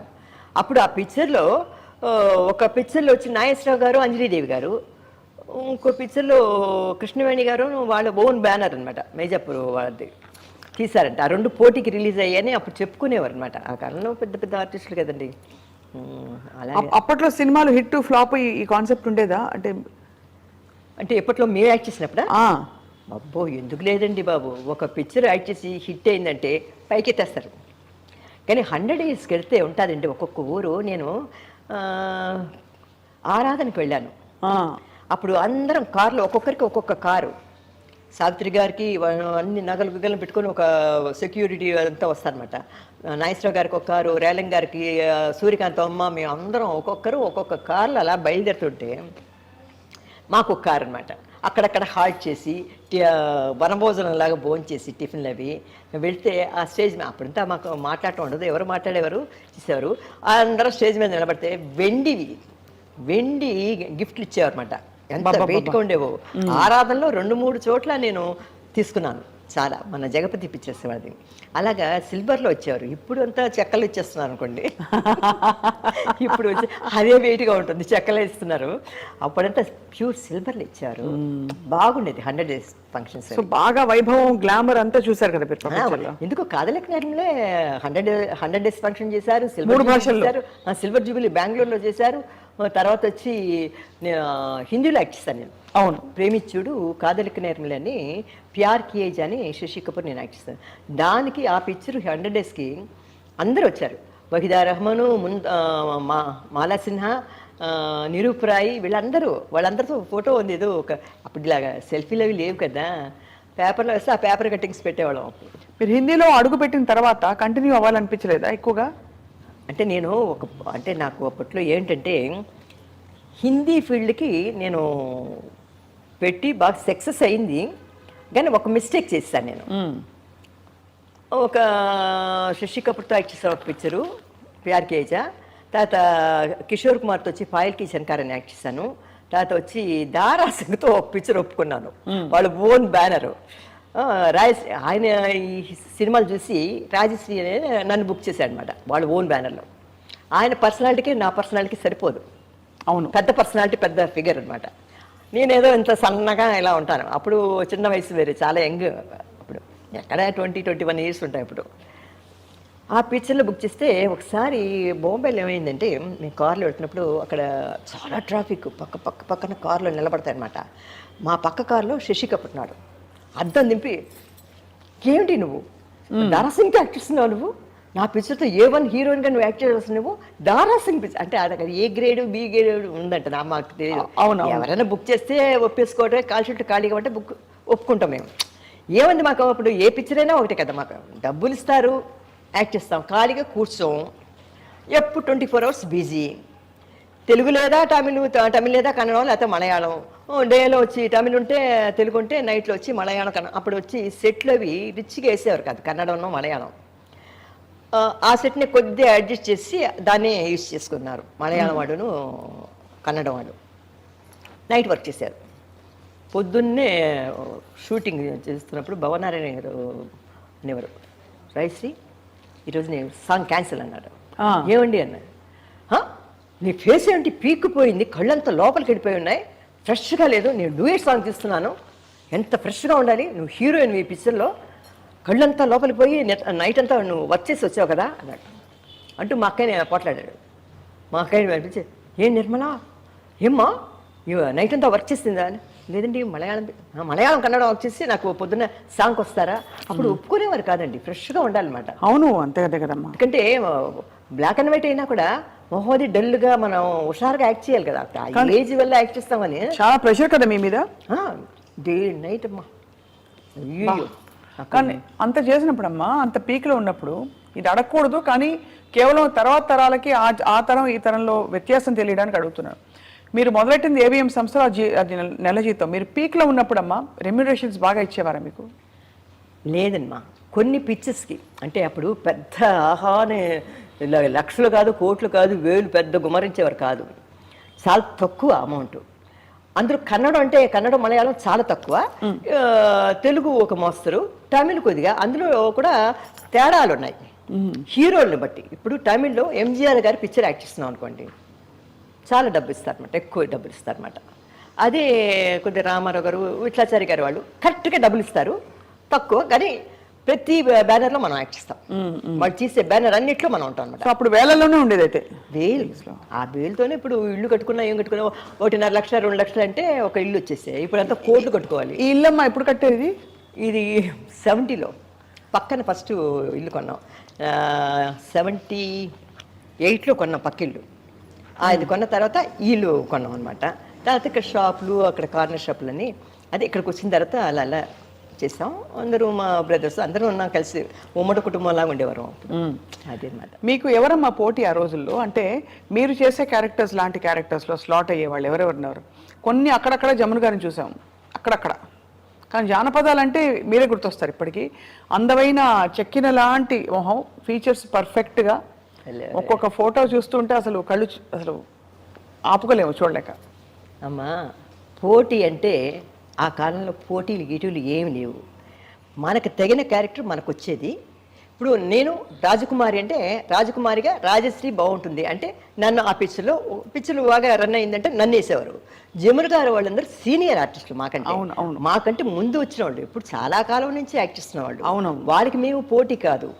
మాకు ఎవరు కూడా మేము వచ్చిన వాళ్ళు, నేను కానీ, వాణిశ్రీ కానీ, శారద కానీ, కాంచన కానీ, సచ్చు, కేఆర్ విజయ కానీ, మాకు ఎవ్వరికి పోటీ లేదమ్మా. శారద కానీ, ఎందుకంటే ఇప్పుడు శారద యాక్ట్ చేసిన తులాభారంలో నన్ను వేస్తే ఎవరైనా చూస్తారా? చూడండి. నేను యాక్ట్ చేయలేను, నాకు ఏడుస్తుండు పడవు, నాకు రాదు. అలా ఏడుస్తూ ఆ డ్రెస్ వేసుకొని ఇలాగా ఒక 10 మంది పిల్లలకి తల్లిలా చేయమంటే చేయలేను. మీరు భలే భలే నవ్వుతున్నా, ఉన్నది చెప్తున్నా. పోటీ అంటే ఎవరికెవరు పోటీ లేదు. నీ క్యారెక్టర్ నువ్వు, నా క్యారెక్టర్ నేను. నువ్వు గ్లామరా, నేను గ్లామరా. నీ కాల్షీట్లు దొరకలేదా, ఇంకోటి వేస్తారు. రాజశ్రీ లేకపోతే ఇంకో శ్రీ, ఇంకో శ్రీ లేకపోతే ఇంకో శ్రీ, అంతే. అలాగే ఉండేది, అలాగే ఉండేది. అప్పుడు హీరోలు మెయిన్, ఎందుకంటే నాగేశ్వరరావు గారు కానీ, రామారావు గారు కానీ వీళ్ళే మెయిన్ అనమాట. వాళ్ళ కాల్షీట్లు అప్పుడు మనం లేవనుకోండి, మన కాల్షీట్లు మన తీసి రాజశ్రీ అవైలబుల్ లేదా, అయ్యో రామారావు గారు కాల్షీట్లు ఉన్నాయి, మరి ఎవరిని ఇద్దాం, సరే ఒక లిస్ట్ ఉంటుంది, వీళ్ళు ఎవరినైనా ఒక సెలెక్ట్ చేద్దాం. వాళ్ళు ఖాళీగా ఉంటే వాళ్ళు ఖాళీగా లేకపోతే ఇంకోరు. అలా మీరు వదిలేసుకున్న సినిమాలు ఉన్నాయా? అయ్యో బోల్డ్ అని ఉన్నాయి, తమిళ్లోనూ తెలుగులో. టైం లేక, నా కాల్షీట్లు లేక. ఎందుకంటే అప్పుడు మేము ఒక పిక్చర్ కోసం వెయిట్ చేయమమ్మా. మనకి ఇప్పుడు ఒక బ్యానర్లో ఇప్పుడు నాగేశ్వరరావు గారితో రామారావు గారు ఉన్నారు, పెద్ద హీరోలు, టాప్ హీరోలు. వాళ్ళతో మనకి డెఫినెట్గా ఆయన ఉన్న పిక్చర్లన్నీ మనం యాక్ట్ చేస్తామంటే వాళ్ళ కోసం వెయిట్ చేయవచ్చు. అవును, వాళ్ళ పిక్చర్లు ఒక పిక్చర్ 2 పిక్చర్లు వస్తాయి అనుకోండి, మనం బుక్ చేస్తారో లేదో అనేసి ఆ కాల్ షీట్లు అలా పెట్టుకొని ఖాళీ కూర్చోం కదా. అవును, అంతే కదా. మేము వేరే ఇంకోగా దీనికి వెళ్ళిపోదాం ఖాళీగా. ఓహో ఈ మంత్లో వచ్చి 10 days 20 days ఖాళీగా ఉందా, సరే మలయాళం పిక్చర్లో ఎవరో ఉదయ స్టూడియో కానీ మెరీల్యాండ్ సుబ్రహ్మణ్యం గారు అడుగుతున్నారా, సరే ఆ కాల్ షీట్లు వాళ్ళకి కావాలా ఇచ్చేస్తాం. వాళ్ళు ఏంటంటే మలయాళం వాళ్ళు మన కాల్ షీట్లు దొరికించాలని పెట్టేసుకుంటారు, వాళ్ళు కన్నడ వాళ్ళు కానీ వాళ్ళు. అప్పుడు బడ్జెట్ తక్కువ వాడిది. అవును, మనకి తక్కువలో దొరుకుతున్నారని పెట్టేస్తారు అనమాట.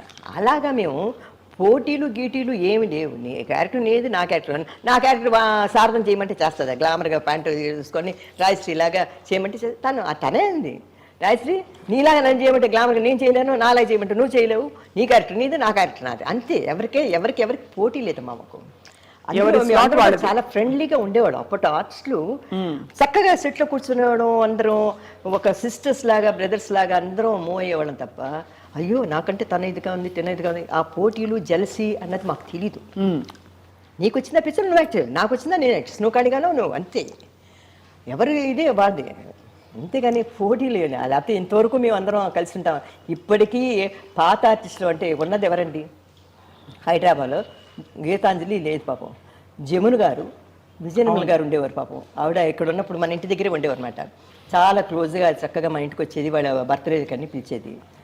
ఆవిడ లేదు. ఒక జమున గారు ఉన్నారు. బెంగళూరులోన షౌకార్జీ జానకి గారు ఉన్నారు. కృష్ణకుమారి గారు ఎప్పుడు మాట్లాడేవారు, ఆవిడ లేరు. సరోజాదేవి గారు ఉన్నారు. ఆవిడ అప్పుడప్పుడు డైలీ 2 రోజులకు ఒకసారైనా మాట్లాడుతుంది ఆవిడ. తర్వాత భారతి ఉంది, జయంతి ఉండేది, జయంతి లేదు పాపం. ఇక్కడ చెన్నైలో ఎవరు ఉన్నామండి? చెన్నైలో వాణిశ్రీ ఉంది, శారద ఉంది, కాంచన ఉంది, కేఆర్ విజయ ఉంది, ఇంకా చెప్పుకోవటానికి తెలుగు వాళ్ళు పెద్ద ఇంకా ఎవరున్నారు ఇక్కడ, అంతే. అంతే. ఈ రోజారమణి వీళ్ళందరూ తర్వాత వచ్చినోడు, రోజారమణి కవిత వీళ్ళందరూ తర్వాత వచ్చినోడు. అవును అవును, మీకంటే జూనియర్ కదా వాళ్ళు. మా తరం వాళ్ళు మేము కొంతమందే ఉన్నాం కనుకనే ఒక ఇంటర్వ్యూలో అడుగుతాను నేను, ఏమండి పాత వాళ్ళం కొంతమందే మిగిలి ఉన్నాం, అందరూ ఎంతోమంది పోయారు, మేము కూడా ఎన్నాళ్ళు ఉంటాం, మాకు ఓపికలు ఉండాలి బయట ఊళ్ళు రావటానికి కానీ ఇంటర్వ్యూలు ఇవ్వటానికి కానీ. ఒకసారి ఇచ్చాము ఇంటర్వ్యూ, అయిపోయింది అంతే. ఏం చెప్తాము మా హిస్టరీ అని. కానీ చాలా కష్టపడి వచ్చామండి మేము, అందరిలాగా కాదు, చాలా చాలా కష్టపడి వచ్చాము. రియాలిటీ అంటే ఏమిటని మా దగ్గరే నేర్చుకోవాలి. ఇప్పుడు గ్రాఫిక్స్లు, క్యారవాన్లు అన్నీ ఉన్నాయి. మేము అవుట్డోర్ పెడితే డ్రెస్ చేంజ్ చేసుకోవాలంటే మాకు చెట్లు పొలాలు ఉండేవి, అక్కడ వచ్చి ఒక టవలో ఏదో పట్టుకునేవారు, అక్కడే డ్రెస్ చేంజ్ చేసుకోవాలన్నమాట. అంత జానపద డ్రెస్సులు కూడా ఏ డ్రెస్ అయినా అవుట్డోర్ ఉగనకల్లు గిగనకల్లు వెళ్ళి కాళ్ళు మాడిపోతుంటాయి, చెప్పులు వేయటానికి వెళ్ళేవి. ఎందుకంటే రాణి ఫోక్లోర్ పిక్చర్లు చెప్పులు వేయకూడదు, బీపీ స్కిన్ కలర్ ఉంటాయి. డ్రెస్ అంతా వల్గారిటీ ఏమి ఉండదండి, అప్పుడు ఫుల్గా కవర్ ఉంటుంది కానీ సెక్సీగా ఉంటుంది అప్పుడు డ్రెస్లు. బీపీ కాలిపోతుంటుంది. ఎంత హార్డ్ వర్క్ అండి. రాయి మీద ఉగనకల్లు అలా పడుకొని డూయిట్ సాంగ్ పాడుతుంటే బీపీ కాలిపోతుంటుంది, కాళ్ళు కాలిపోతుంటుంది. అమ్మ బాబోయ్. గొడుగులు, ఒక గొడుగు పట్టుకున్నాం, బ్రేక్ అయినప్పుడు గొడుగు ఆ లైట్లో పెట్టేసరికి కంట్లో ఒకలాగా ఉంటుంది, ఆ వెళ్తురు సన్లైట్ వేస్తారు కదా, వేసరికి ఆ వేడికి తట్టుకోలేము అనమాట. ఇప్పుడు ఏముంది, గబుక్కని క్యారవాన్లో వెళ్ళిపోయి కూర్చుంటారు హాయిగా, ఫ్రెష్ అప్ అయిపోయి హాయిగా వేసేసుకొని హాయిగా తినేసి వస్తారు. మేము అక్కడే చెట్టు కింద కూర్చొని ఒకరు విసురుకు ఉంటాడు అసిస్టెంట్, ఒక విసురు గారు పట్టుకొని అవుట్డోర్లో. ఇండోర్లో అయితే ఒక చిన్న ఫ్యాన్ పెట్టుకుంటాం అనుకోండి, అప్పుడు అక్కడే చేసి రెడీ రెడీ అంటే టచ్ అప్ చేసుకొని వర్క్ చేసేయాలి. మళ్ళీ సన్ పోయిందంటే కష్టం కదా, అవుట్డోర్లో సన్లైట్లోనే మేము వర్క్ చేయాలి. వాస్తవం. అలాగా వర్క్ చేస్తాం. సో అమ్మ, మరి ఆ టైంలో మీరు ఒక పొలిటికల్ ఫ్యామిలీ కూడా మీది. అవును, పొలిటికల్ ఫ్యామిలీ, సినిమా ఇండస్ట్రీలో ఉన్నారు. మిమ్మల్ని ఎవరు ఇష్టపడి ముందుకు వచ్చారా ఎవరైనా? మీరు ఇండస్ట్రీలో ఉన్నప్పుడు మీరు ఎవరినైనా, అంటే సహజం కదమ్మా ఇదంతా, కామన్. అప్పుడు కంటే ఇప్పుడు మరీ కామన్ అయిపోయింది రండి. అంటే అప్పుడు కొంచెం ఒక సిగ్గు బిడియం చాలా మంది అండి, మాకు భయం. ఇప్పుడంతా ఇప్పుడు ఈ జనరేషన్లో అంటే చెప్తున్నాను నేను, తప్పు లేదు. చిన్నపిల్లలు పిల్లలు అడిగితే నీకు బాయ్ ఫ్రెండ్ లేడా అని అడుగుతారు అమ్మాయిని, అబ్బాయి వచ్చి నీకు గర్ల్ ఫ్రెండ్ లేదా అని అడుగుతున్నారు. అవును, నేను నా కొడుకు అంటే అమ్మ ఇట్లా అడిగారే అనేవాడు చిన్నప్పుడు. అంటే అదే ఏంటి గర్ల్ ఫ్రెండ్ ఏంటి బాయ్ ఫ్రెండ్ ఏంటి, మేము ఇలా నిలబడి ఊరికి ఏదో తమాషగా మాట్లాడుకొని జోకులు వేసుకుంటే ఇలా చూసేవారు అనమాట. పత్రికల్లో కూర్చుకొని రాసేసేవారు అనమాట. అవును, ఏమీ లేదు. అదొక వాళ్ళకి అదొక కొన్ని మ్యాగజైన్స్ లో అలా రాయటం అదొక ఫ్యాషన్ అనమాట. మా గురించి ఏమంటుంది, పొద్దున్న లేస్తే తెల్లవారుజామున లేచిన దగ్గర నుంచి మేకప్ వేసుకొని డ్రెస్లు వేసుకొని వర్క్ చేసి హార్డ్ వర్క్ చేసి ఇంటికి వెళ్ళి అవన్నీ కిరీటాలు అన్నీ తీసేసి మేకప్ తీసేసి పడుకున్నామంటే మళ్ళీ ఒళ్ళు తెలిసేది కదనమాట. అలాగా చాలా టైర్డ్ అయిపోయాడమ్మా. అవును, వర్క్ హార్డ్ వర్క్, వేరే ఆలోచన తావే ఉండదు. ఎక్కడ ఉంటుంది. ఆ డ్రెస్ వేసుకొని లవ్ సీన్ యాక్ట్ చేస్తున్నప్పుడు చూసేవాళ్ళకి ఏమో చాలా చక్కగా, అబ్బా ఎంత బాగా లవ్ చేస్తున్నారు, ఇక్కడ గుచ్చుకుంటుంటుంది ఇక్కడ గుచ్చుకుంటుంది. అయ్యో ఎందుకు చెప్తాను. నాకు శ్రీ మర్యాద రామన్న పిక్చర్లో, మన పద్మనాభం గారి పిక్చర్లో ఒక సాంగ్ చేశాను నేను. చాలా మంచి సాంగ్ అది. అది ఒక నలుగురు ఉంటారనమాట. ఒక ఏ పాట మా పాడరా, నాకు పాటలు గుర్తు కాబట్టి. పాట పేరు మర్చిపోతున్నాను నేను. మర్యాద రామన్నలో వచ్చి ఏమి ఈ వింత పులకింత అని వస్తుంది. అది బాలసుబ్రహ్మణ్యం గారు ఫస్ట్ పాడిన పాట అది. ఆయన ఫస్ట్ సాంగ్ అది.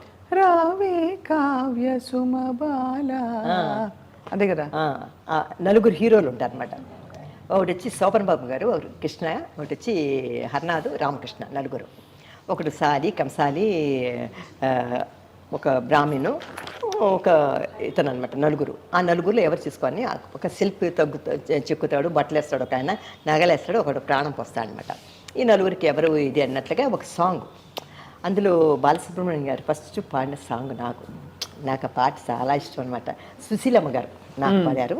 ఈ శోభన్ బాబు గారికి, కృష్ణకి వచ్చి బాలసుబ్రహ్మణ్యం గారు పాట. ఆ సాంగ్ ఒకటి చాలా మంచి సాంగ్. ఆ కాలం అనుకుంటుంటే చాలా ఇదిగా ఉంటుందండి. అప్పుడు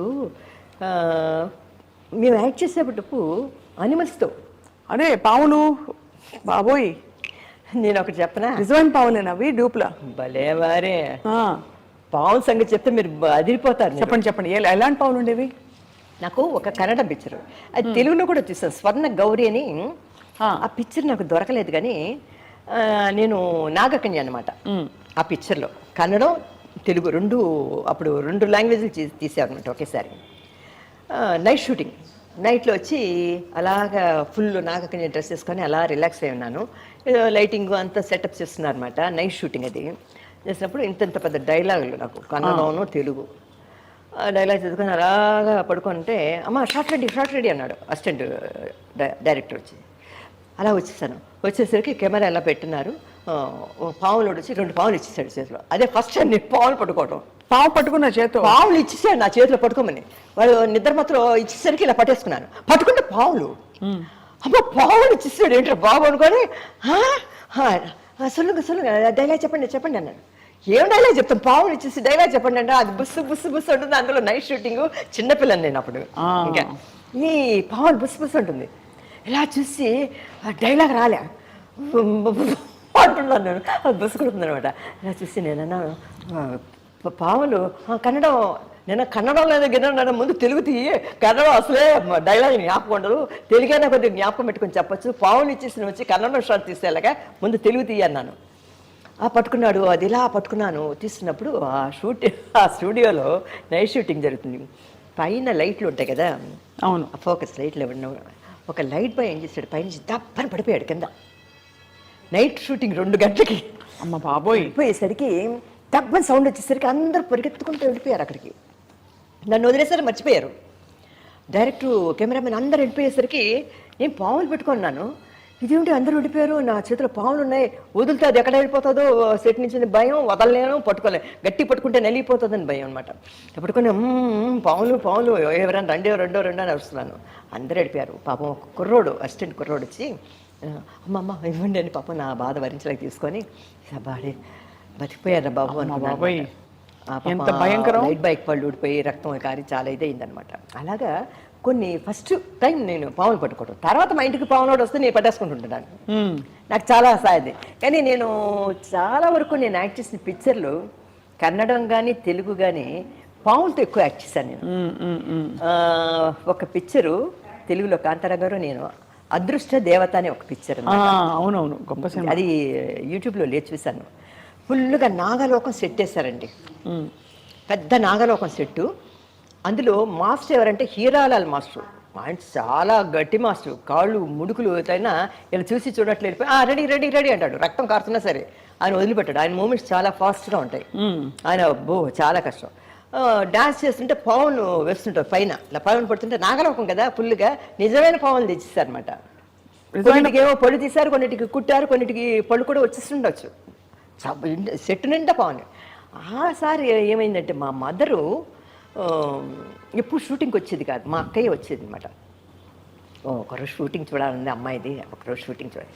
మా అక్కయ్యింది రారా అదృష్ట దేవత షూటింగ్ ఉంది అని తీసుకువచ్చింది. మా అక్కయ్యని తీసుకొస్తే మా మదర్ వచ్చి సెట్లో కూర్చునేసరికి బావును గేవులు పైన వేస్తూ మూమెంట్ చూస్తుంటే అమ్మో వద్దు షూటింగ్ వద్దు, ఏమొద్దు, మా అమ్మాయిని ఏమైనా చేసేస్తే వచ్చి షూటింగ్ వద్దు రా గోల పెట్టేసింది మా అమ్మ.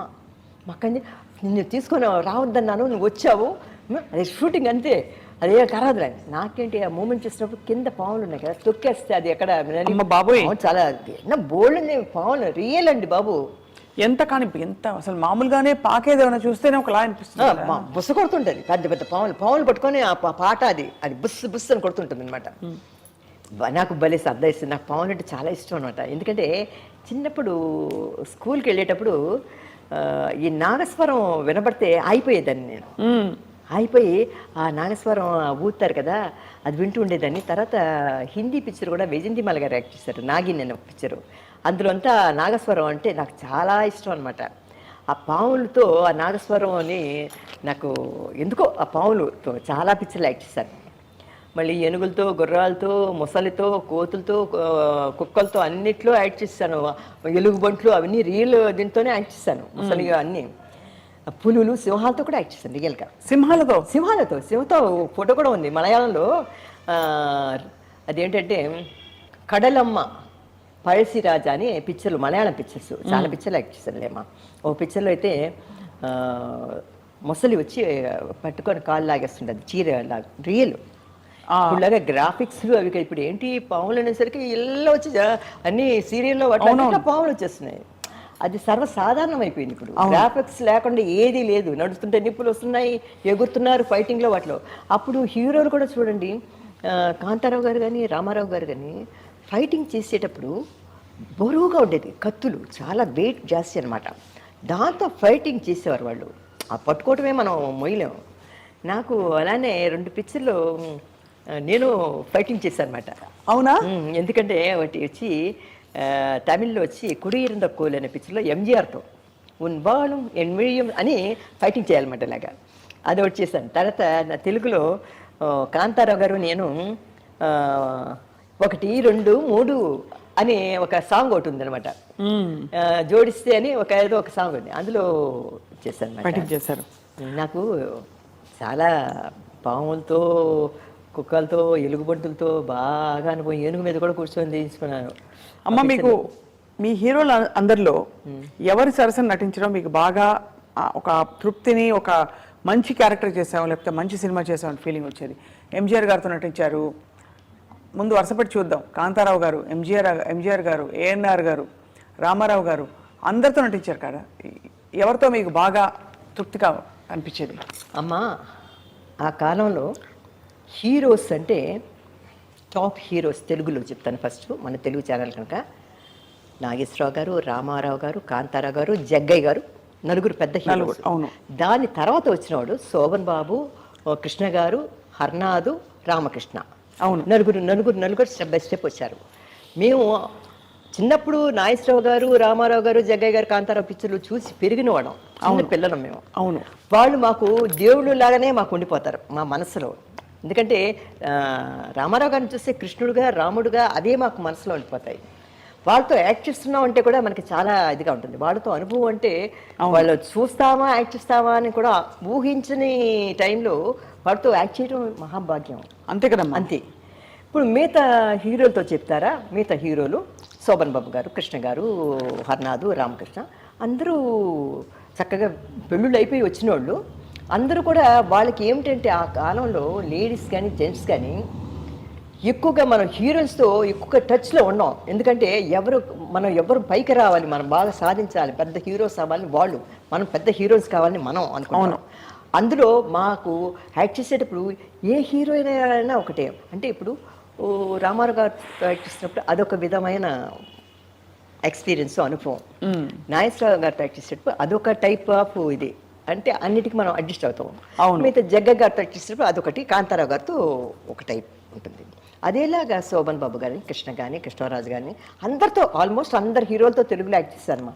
అది వాళ్ళ అనుభవం అంటే ఎవరు ఎక్కువ అని లేదు.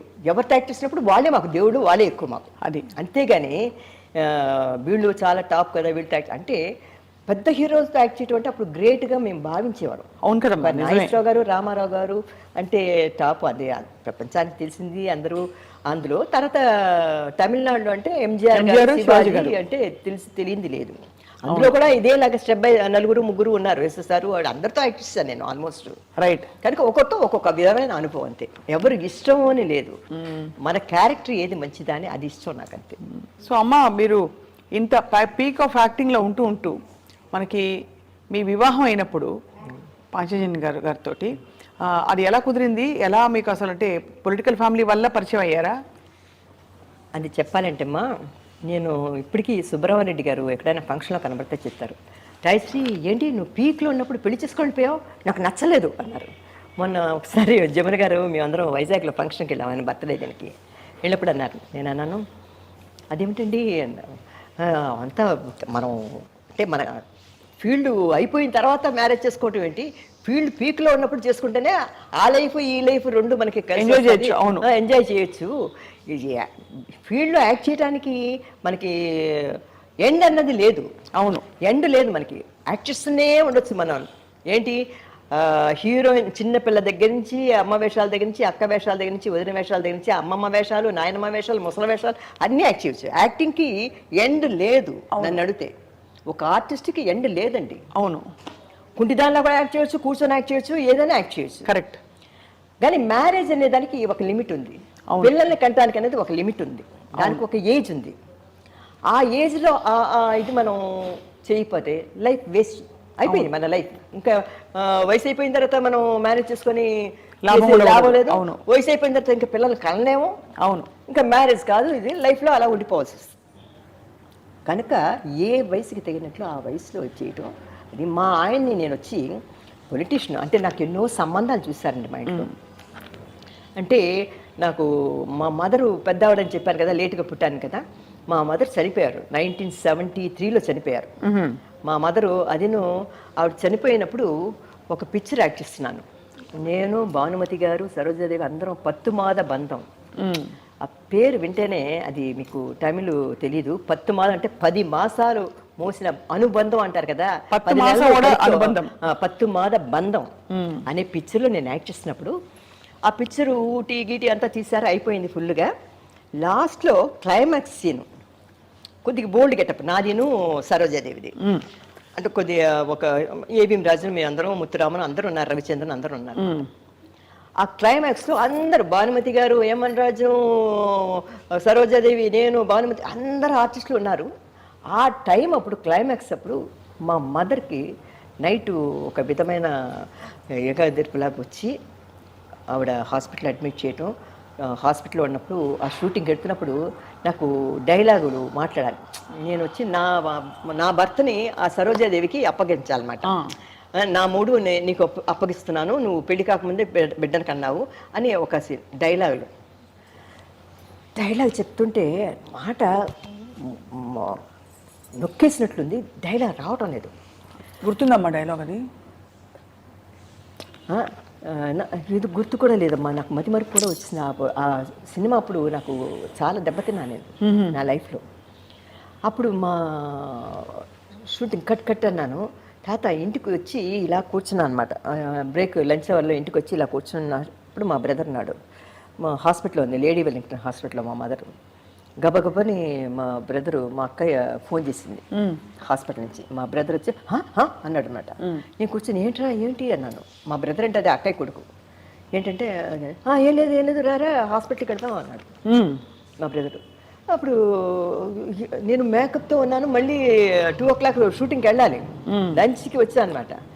గబగబని అలా వెళ్ళేసరికి మా మదరు, అయ్యో చూడండి హాస్పిటల్ పొల్లి లాక్కొని ఇచ్చేసేసరికి ఆ మేకప్తో గెటప్తో ఆ ఓల్డ్ గట్తో నాకు చాలా బాధ కలిగింది. దాంతో భోజనం మానేశాను. మా అమ్మ అంటే అంత అఫెక్షన్ నాకు. చాలా బాధపడి అసలు షూటింగ్ పిక్చర్ కంప్లీట్ చేయడానికి కూడా వెళ్ళలేదు. వాళ్ళు కూడా నన్ను కట్ చేసి ఆ క్లైమాక్స్లో ఇది భానుమతి గారు అందరూ వచ్చారు పాపం మన ఇంటికి. శివాజీ గణేష్ణ వీళ్ళందరూ వచ్చారు పలకరింపుకి. అందరూ వచ్చి మా అక్కని చూసి షాక్ తినేవారు. ఈవిడ కదా అమ్మ, ఇదేంటి అమ్మ చచ్చిపోయినట్టున్నారు, ఈవిడ కూర్చొని ఉంది మా మదర్ని చూసి. తర్వాత ఆవిడ చనిపోయిన తర్వాత మా సిస్టర్ అన్నారు, అమ్మ ఇంకా చాలు నువ్వు యాక్ట్ చేసింది, మీ మదర్కు చనిపోయారు, అదే మన అమ్మ చనిపోయింది కదా, నాకైతే నా కొడుకులకి పెళ్లి చేశాను, అందరు లైఫ్లో సెటిల్ అయిపోయారు, మనవరాళ్ళు అందరూ పుట్టేశారు కూడా, నీకు మ్యారేజ్ చేయకుండా అలా వదిలేసి, అంటే మా అక్కకి ఆవిడ ఏజే కదా నాకంటే, నాకేమైనా అయిపోయిందంటే నువ్వు ఒక్కదాని అయిపోతావు, నా పిల్లల్ని సెటిల్ చేసి నేను చేయలేదు లైఫ్లో అని అంటారు, కనుక నువ్వు లైఫ్లో సెటిల్ అవ్వాలంటే నువ్వు పెళ్లి చేసుకొని ఎన్నో సంబంధాలు చూశారు.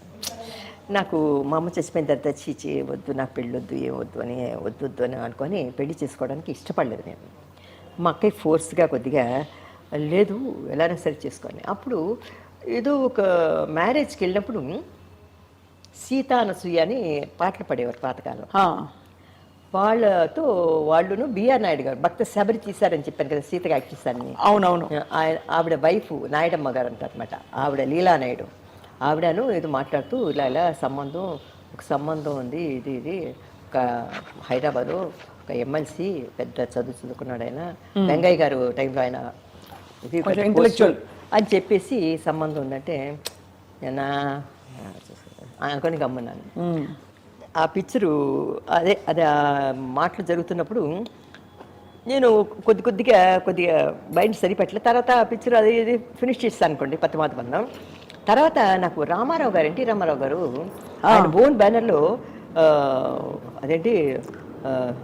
ఆ పిక్చరు దానవీర సూరకర్ణ, అందులో నన్ను ఆయన పిలిచి నాకు రుక్మిణి సత్యభామ క్యారెక్టర్ ఇచ్చారనమాట. ఇచ్చినప్పుడు నేను షూటింగ్ ఒక షెడ్యూల్ వర్క్ చేశాను రామకృష్ణ స్టూడియోలో హైదరాబాద్లో. తర్వాత వచ్చి మా అదే అక్కడికి వెళ్తున్నప్పుడు ఆయన వచ్చి ఫోన్లోనే మా ఆయన మాట్లాడారు, ఇలాగా వచ్చి చూడాలి అది ఇది అని. ఇలాగా ఆయన ఇంకోనే చేసుకోవాల్సింది, నేను ఆ పేరు చెప్పను, ఇంకొక హీరోయిన్ చేసుకోవాల్సింది. తర్వాత ఇలాగా రాయశ్రీ గారు వాళ్ళ కండిషన్ ఏంటంటే ఆఫ్టర్ మ్యారేజ్ వర్క్ చేయకూడదు అనేది వాళ్ళ కండిషన్. ఎందుకంటే ఆయన పొలిటీషియను, సినిమా అవడం కదా. అలా అన్నప్పుడు సరే అని అప్పుడు ఏమైందంటే చెప్పారు, ఇలా రాయశ్రీ వాళ్ళ ఇంట్లో కూడా సంబంధాలు చూస్తున్నారు అంటే. మా ఆయన కొద్దిగా ఒడ్డు పొడుగు కొద్దిగా ఇదిగా ఉంటుంది, దట్టంగా. ఏం ఇష్టపడతారో లేరు గబుకొని వద్దు అంటే కష్టం. కానీ ఆవిడని చూసా, ఆ అమ్మాయిని చూసాను నేను ఒకటి బర్త్డేలో, మనకు బాగా తెలిసిన సినిమా వాళ్ళే. ఆ అమ్మాయిని చేసుకోలేదు, చూశాను. కానీ ఆ అమ్మాయి వాళ్ళు ఒప్పుకుంటారా లేదో తెలియదు. కానీ నాకు పెళ్లి చూపులని రాను, ఊరికే వస్తాను, హలో అని ఫ్రెండ్స్ లాగా. నేను ఎక్కడో దూరాన్ని చూశాను అన్నారు. మా ఇంట్లో అన్నారు, ఇట్లా మా ఇంట్లో కూడా చెప్పలేదు ముందు, గెస్ట్లు ఏదో పిక్చర్ ఏదో తీస్తారంటే మా ఆయన వస్తారు. నేను ఒక మ్యాక్సీ వేసుకున్నాను, మ్యాక్సీ వేసుకొని బెల్ కొడితే వచ్చి తలుపు తీశాను. తీసి లోపలికి రమ్మన్నాను, ఆఫీస్ రూమ్లో కూర్చోబెట్టాను. ఆయన చూసి ఏంటి చిన్నపిల్లలా ఉంది, ఇంత కొద్ది సన్నగా, మా అమ్మ చచ్చిపోయిన కొత్త ఒకటి బాగా సన్నగా అయిపోయాను నేను. అయితే ఈ అమ్మాయి చిన్నమ్మాయిగా ఉంది, నేను హైట్ వెయిట్గా ఉన్నాను, ఒప్పుకుంటారు లేదో అని కూర్చున్నారు, మాట్లాడారు, ఇచ్చేసారు వెళ్ళిపోయారు. తర్వాత చెప్పారు మా ఇంట్లో. చెప్తే నేను అన్నాను, నాకు వద్దు, నేను పెళ్లి చేసుకున్నాను, నేను అసలు మనిషి నాకు ఎవరినైనా అలా కాసేపు చూస్తే కానీ వాళ్ళు నా మైండ్లో రిజిస్టర్ అవ్వదు. నాకు ఇలా మాట్లాడతాను, తర్వాత వాళ్ళు ఇంకోసారి చూసి వీళ్ళు ఎవరో అని అడుగుతుంది అనమాట. అలాగా నా స్వభావం చిన్నప్పటి నుంచి కూడా. ఎక్కువగా కళ్ళల్లో కళ్ళు పెట్టి చూసి ఇలా మనిషిని అబ్జర్వ్ చేస్తేనే నా మైండ్లోకి ఎక్కుతుంది, లేకపోతే మైండ్లో ఉంచుకోవాలని ఇదే ఉండదు నాకు. వచ్చారు చూస్తారు, మా ఇంట్లో అన్నారు. నేను పెళ్ళాగిలాను. తర్వాత నాకే కోపం వచ్చింది, మాకే ఊరికే పెళ్లి చేసుకో నీకు ఏదైనా అయిపోతానికి ఏదైనా అయిపోతుంది అనేసి అంటుంటే మీ ఇష్టం అన్నాను. సరేనా, కన్ఫామా అన్నారు. కన్ఫామ్. నేను ఇంట్లో ఉండటం మీకు ఇష్టం లేదా మీకు? నాకేమో పెద్ద మా అమ్మ చనిపోయిన తర్వాత మా అమ్మ ఉన్నప్పుడు పెళ్లి చేసుకోలేదు, ఓకే అన్నాను. వెంటనే మన వెంకటరావు గారు సీఎం కదా అప్పుడు, వాళ్ళ వైఫ్ ఆవిడ ఫోన్ చేసి, ఏమ్మా అలాగా కన్ఫామ్ కదా, మీ డేట్ మీ జాతకాలు పంపించింది చూస్తామనేసి మా ఇంట్లో చేశారు. చూసి అమ్మ 1 monthలో మంచి ముహూర్తం ఉన్నాను. నేను అన్నాను 1 monthలోనా? అయ్యో కొన్ని పిక్చర్లు ఉన్నాయి కదా, బ్యాలెన్స్ పిక్చర్లు. అవును అంటే అప్పుడు అంటే మా అమ్మ చచ్చిపోయిన తర్వాత కొన్ని పిక్చర్లు ఒప్పుకోలేదు నేను, కొన్ని అప్పుడు కొద్ది గ్యాప్లో ఉన్నాను అనమాట. లేకపోతే డే నైట్ వర్కే నాకు రుబ్బినట్లు, ఒక్క నిమిషం తీరుబాటు ఉండేది కాదు. కన్నడమో, తెలుగో, మలయాళం, హిందీయో, ఈ 5 లాంగ్వేజ్లో ఏదో ఒక షూటింగ్ చేసేదాన్ని. అప్పుడు ఏమైపోయిందంటే సరే అని అలాగా సరే అన్న వెంటనే వాళ్ళు చేశారు. మా సిస్టర్ వచ్చి పత్రికలు వచ్చింది, ఆఫ్టర్ 1 month తర్వాత ఈ డేట్ తర్వాత మేము యాక్ట్ చేయము, ఎవరైనా ఫినిష్ చేసుకోవాలంటే పిక్చర్లు త్వరగా చేసుకోండి, తర్వాత ఆఫ్టర్ మ్యారేజ్ మేము వర్క్ చేయమని పత్రికలు అంతా ఇచ్చేసాం, అందరిలో ఇచ్చేసాం. అప్పుడు నా మ్యారేజ్ అవుతున్నప్పుడే ఎంజి రామచంద్రన్ గారు సీఎం అయ్యారు. ఆయన కూడా 1977 ఫస్ట్ టైం సీఎం అయ్యారు. నేను బెంగళూరులో షూటింగ్ ఒక పిక్చర్ వర్క్ చేసి అక్కడి నుంచి అలా హైదరాబాద్ వెళ్ళిపోయాను మ్యారేజ్కి. September 4th నా మ్యారేజ్ అనమాట. అప్పుడు ఎంజిఆర్ గారికి ఫోన్ చేశాను, நான் இப்படி மேரேஜ் அம்மா நான் இப்போதாம்மா சிஎம்மானே நான் வந்து வர முடியாதம்மா என்னோட வாழ்த்துக்கள் உனக்கு எப்பவுமே இருக்கம்மா அப்படின்னு గ్రీటింగ్ పంపించి నాకు ఇచ్చేసి నా విష్ చేశారన్నమాట. నాకు చాలా ఎంజిఆర్ గారు. తర్వాత అక్కడ హైదరాబాద్లో మా సిస్టర్ను మా అక్కయ్య కోడలు వాళ్ళు వెళ్ళి రామారావు గారికి ఇన్విటేషన్ ఇచ్చారు, నాగేశ్వరరావు గారికి ఇచ్చారు, లేకపోతే అక్కడ జీముల గారు అందరికి ఇచ్చారన్నమాట. రాత్రి 2 గంటలకి నా మ్యారేజ్ అప్పుడు రామారావు గారు వచ్చారు నా మ్యారేజ్కి, నాగేశ్వరరావు గారు ఆయన వైఫ్ అన్నపూర్ణమ్మ గారు వచ్చారు, తర్వాత రామానాయుడు గారు వచ్చారు, కాంచన వచ్చింది, తర్వాత వచ్చి చాలామంది వాణిశ్రీ వచ్చి నన్ను పెళ్లి కూతురు చేయటం డెకరేట్ చేయటం అంతా వాణిశ్రీ ముందు రోజే వచ్చేసి పెళ్లి రిసెప్షన్ అంతా తలే చూసుకుంటాను. అందరూ చాలా ఆల్మోస్ట్ అక్కడ ఉన్న వాళ్ళందరూ హైదరాబాద్లో ఉన్న వాళ్ళందరూ వచ్చారనమాట. అలాగే నా మ్యారేజ్ వచ్చి నైట్ 2 o'clock అయిందమ్మా. దాని తర్వాత మళ్ళీ సినిమా ఫీల్డ్ పక్క నేను తొంగి కూడా చూడలేదు. అక్కడి నుంచి రీఎంట్రీ అంటారు, రీఎంట్రీ కాదు, ఏ ఎంట్రీ ఇవ్వలేదు. ఇప్పుడు నేను ఈ ఛానల్కి ఇవ్వడం కూడా ఒకసారి స్టార్ట్ చేసింది ఎలా అంటే ఈ ఛానల్కి ఇంట్రెస్ట్ మ్యారేజ్ అయిపోయింది. తర్వాత నా లైఫ్ కొద్దిగా చెప్పాను కదా ఇలాగది అన్నీ చూసేసాను లైఫ్లో. మా ఆయన హార్ట్ అటాక్ రావటం, చనిపోవటం, చాలా నా బాబు తక్కువ టైం కదమ్మా, 6 ఏళ్లలో చాలా తక్కువ. Miss నా అవుతారు లైఫ్ కదమ్మా. అది ఆహాని ఎత్తింది, ఆహాని దింపింది నా లైఫ్. నేను అనుకోకుండా హీరోయిన్ అయిపోయాను. అసలు సినిమాలో చేరుదామని అనుకోకుండా చేరిపోయాను. తర్వాత అనుకోకుండా రామారావు గారితో అగ్గిపిడుగు, అగ్గిబరట వీటిలో చేసి పెద్ద హీరోయిన్ అయిపోయాను.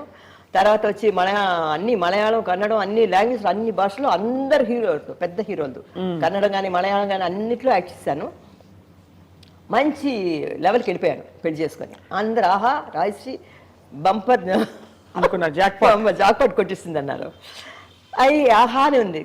మా ఆయనకి 10 మంది మొత్తం, అందరు పెద్ద పెద్ద లెవెల్లో. ఒక ఆయన హైకోర్టు జడ్జి, ఒక ఆయన అడ్వకేటు, ఒక ఆయన డాక్టరు, ఒక ఆయన వచ్చి చిలకలూరుపేట చైర్మన్.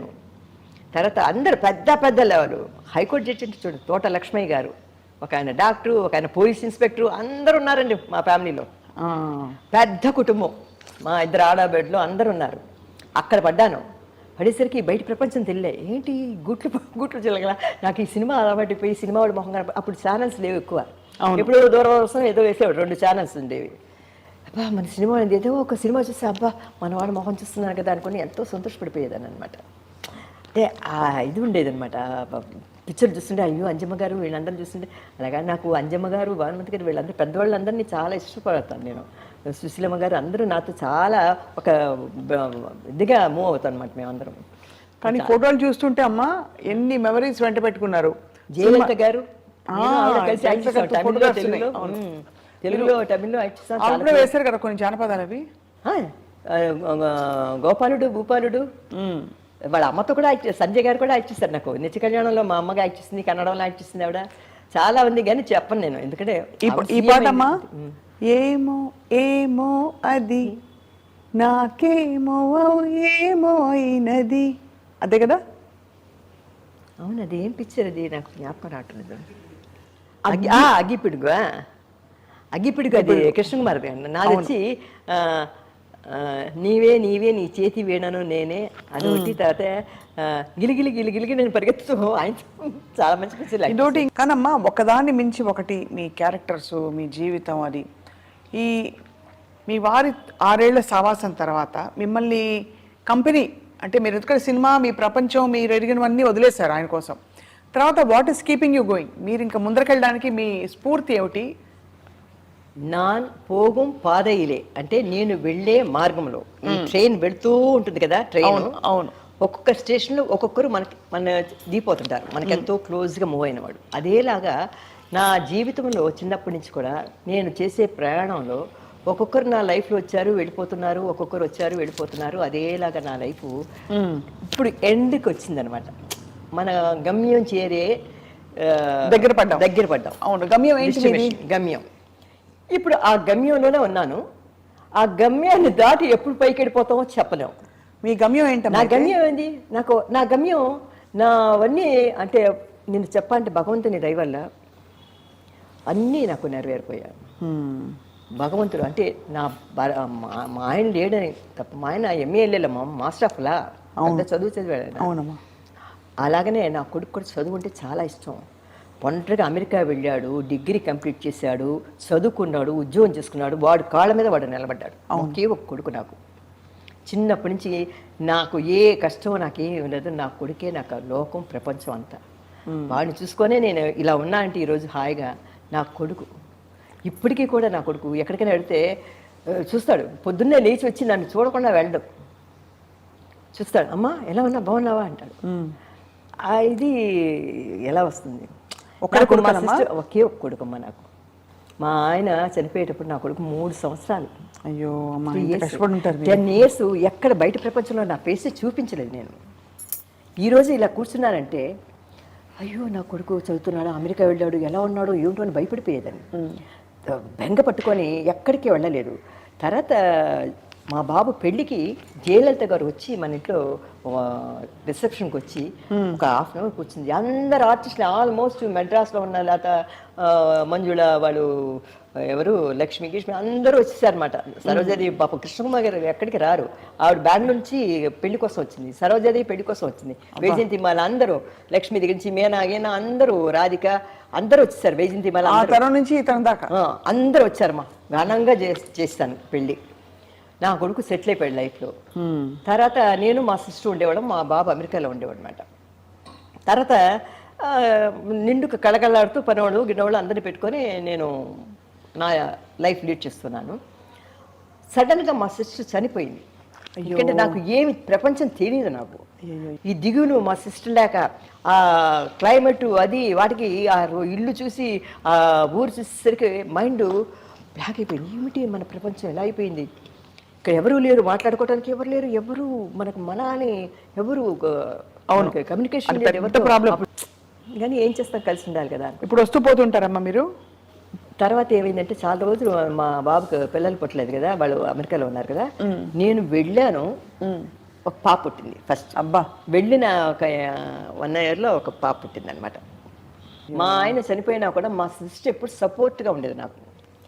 ఆవిడ 92 సంవత్సరాలు ఆవిడ మంచం మీద ఉన్నా కూడా అంత తెలివితేటలు గైడ్ చేసేది అనమాట. అన్నీ చెప్పుకునేదాన్ని.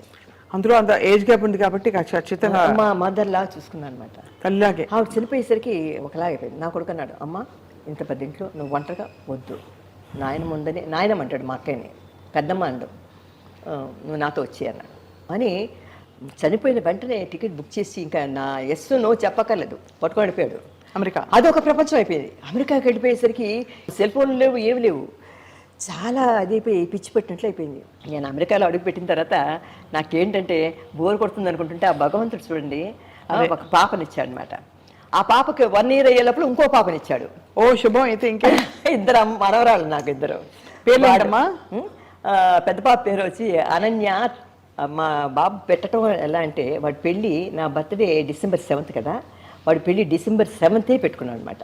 మా అమ్మ బర్త్డే రోజు మ్యారేజ్ పెట్టుకోవాలని. తర్వాత పెద్ద పాపకి పేరు అనన్య.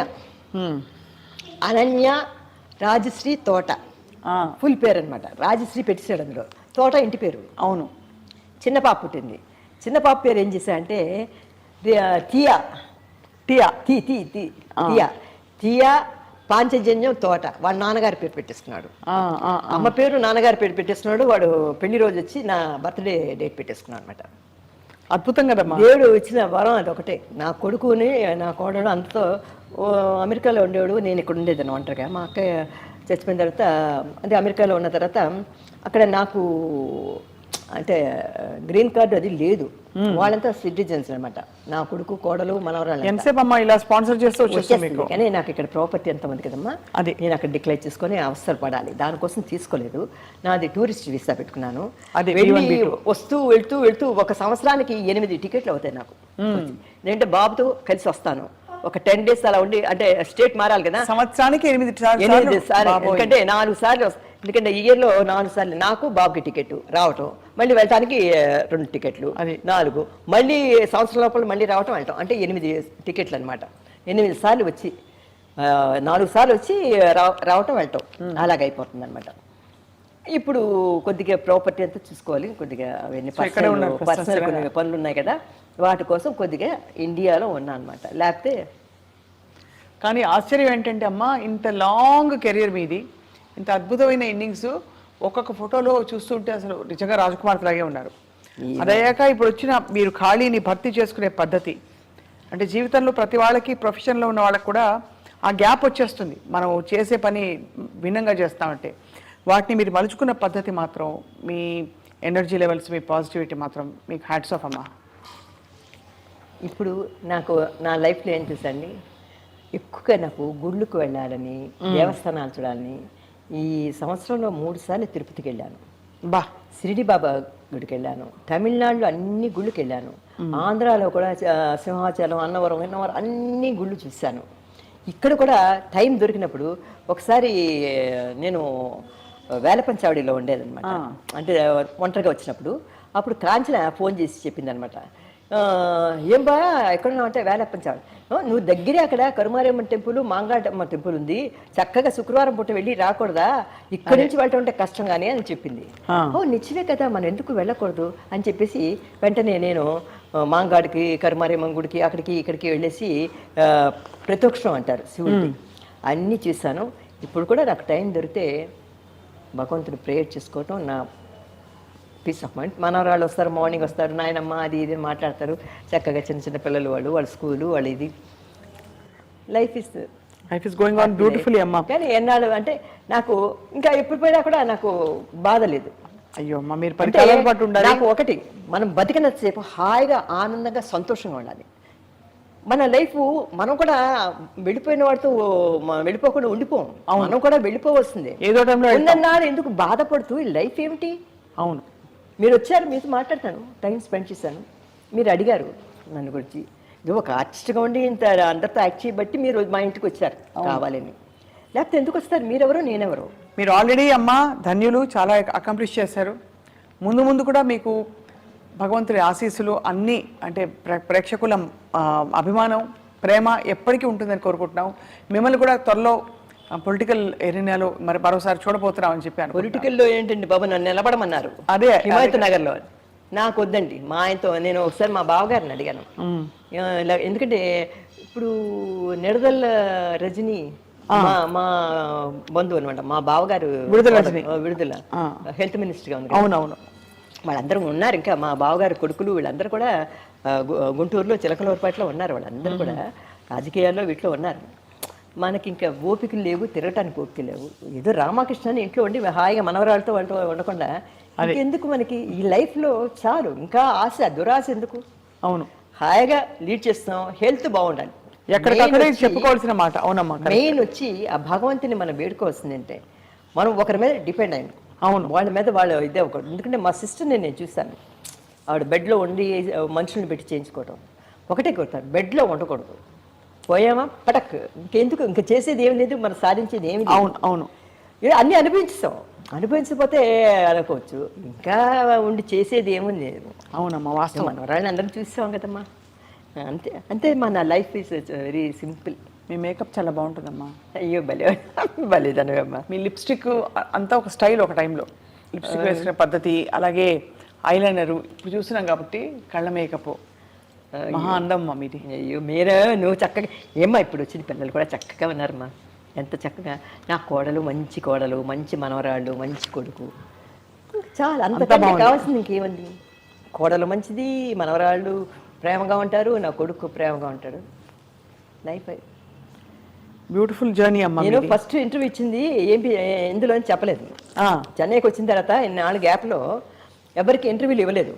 నేను అసలు చెన్నైలో ఉన్నట్లు కూడా ఎవరికి చెప్పలేదు. నేను వైజాగ్లో ఉన్నాను కొన్నాళ్ళు. మా ఆయన చనిపోయిన తర్వాత హైదరాబాద్ డాన్ బాస్కోలో చదివించాను. డాన్ బాస్కో పబ్లిక్ స్కూల్లో చదువుకున్నాడు. తర్వాత వైజాగ్ టిఫిన్లో చదువుకొని ఈ చెన్నైకి వచ్చిన తర్వాత ఎవరితో నేను కలవలేదు. నేను ఆర్టిస్టులతో కూడా ఎవరితో నేను అసలు ఉన్న విషయమే తెలియదు. ఒకసారి సరోజది పాటలు వస్తుంటే ఏదో రాజు ఏమైపోయిందని ఒక మనిషిని పంపించి నా ఫోన్ నెంబర్, అప్పుడు ల్యాండ్ నెంబరు తీసుకొని ఫోన్ చేయించింది అనమాట.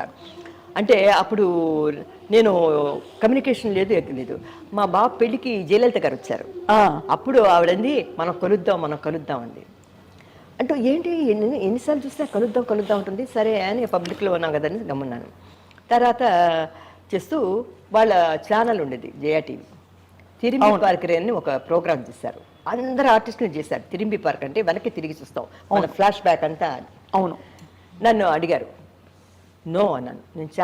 నేను సినిమాలోనే మానేశాను, నా ఛానల్కి దేనికి ఇవ్వను నేను అన్నాను. నాకు ఈ లైట్లు అన్నీ వేసి నన్ను కూర్చోపెడితే నాకు అలవాట్లేదు, నేను అసలు కెమెరా ఫేస్ చేయటమే మానేస్తాను కదా అన్నాను. చాలా సంవత్సరాలు అయిపోయింది కదా.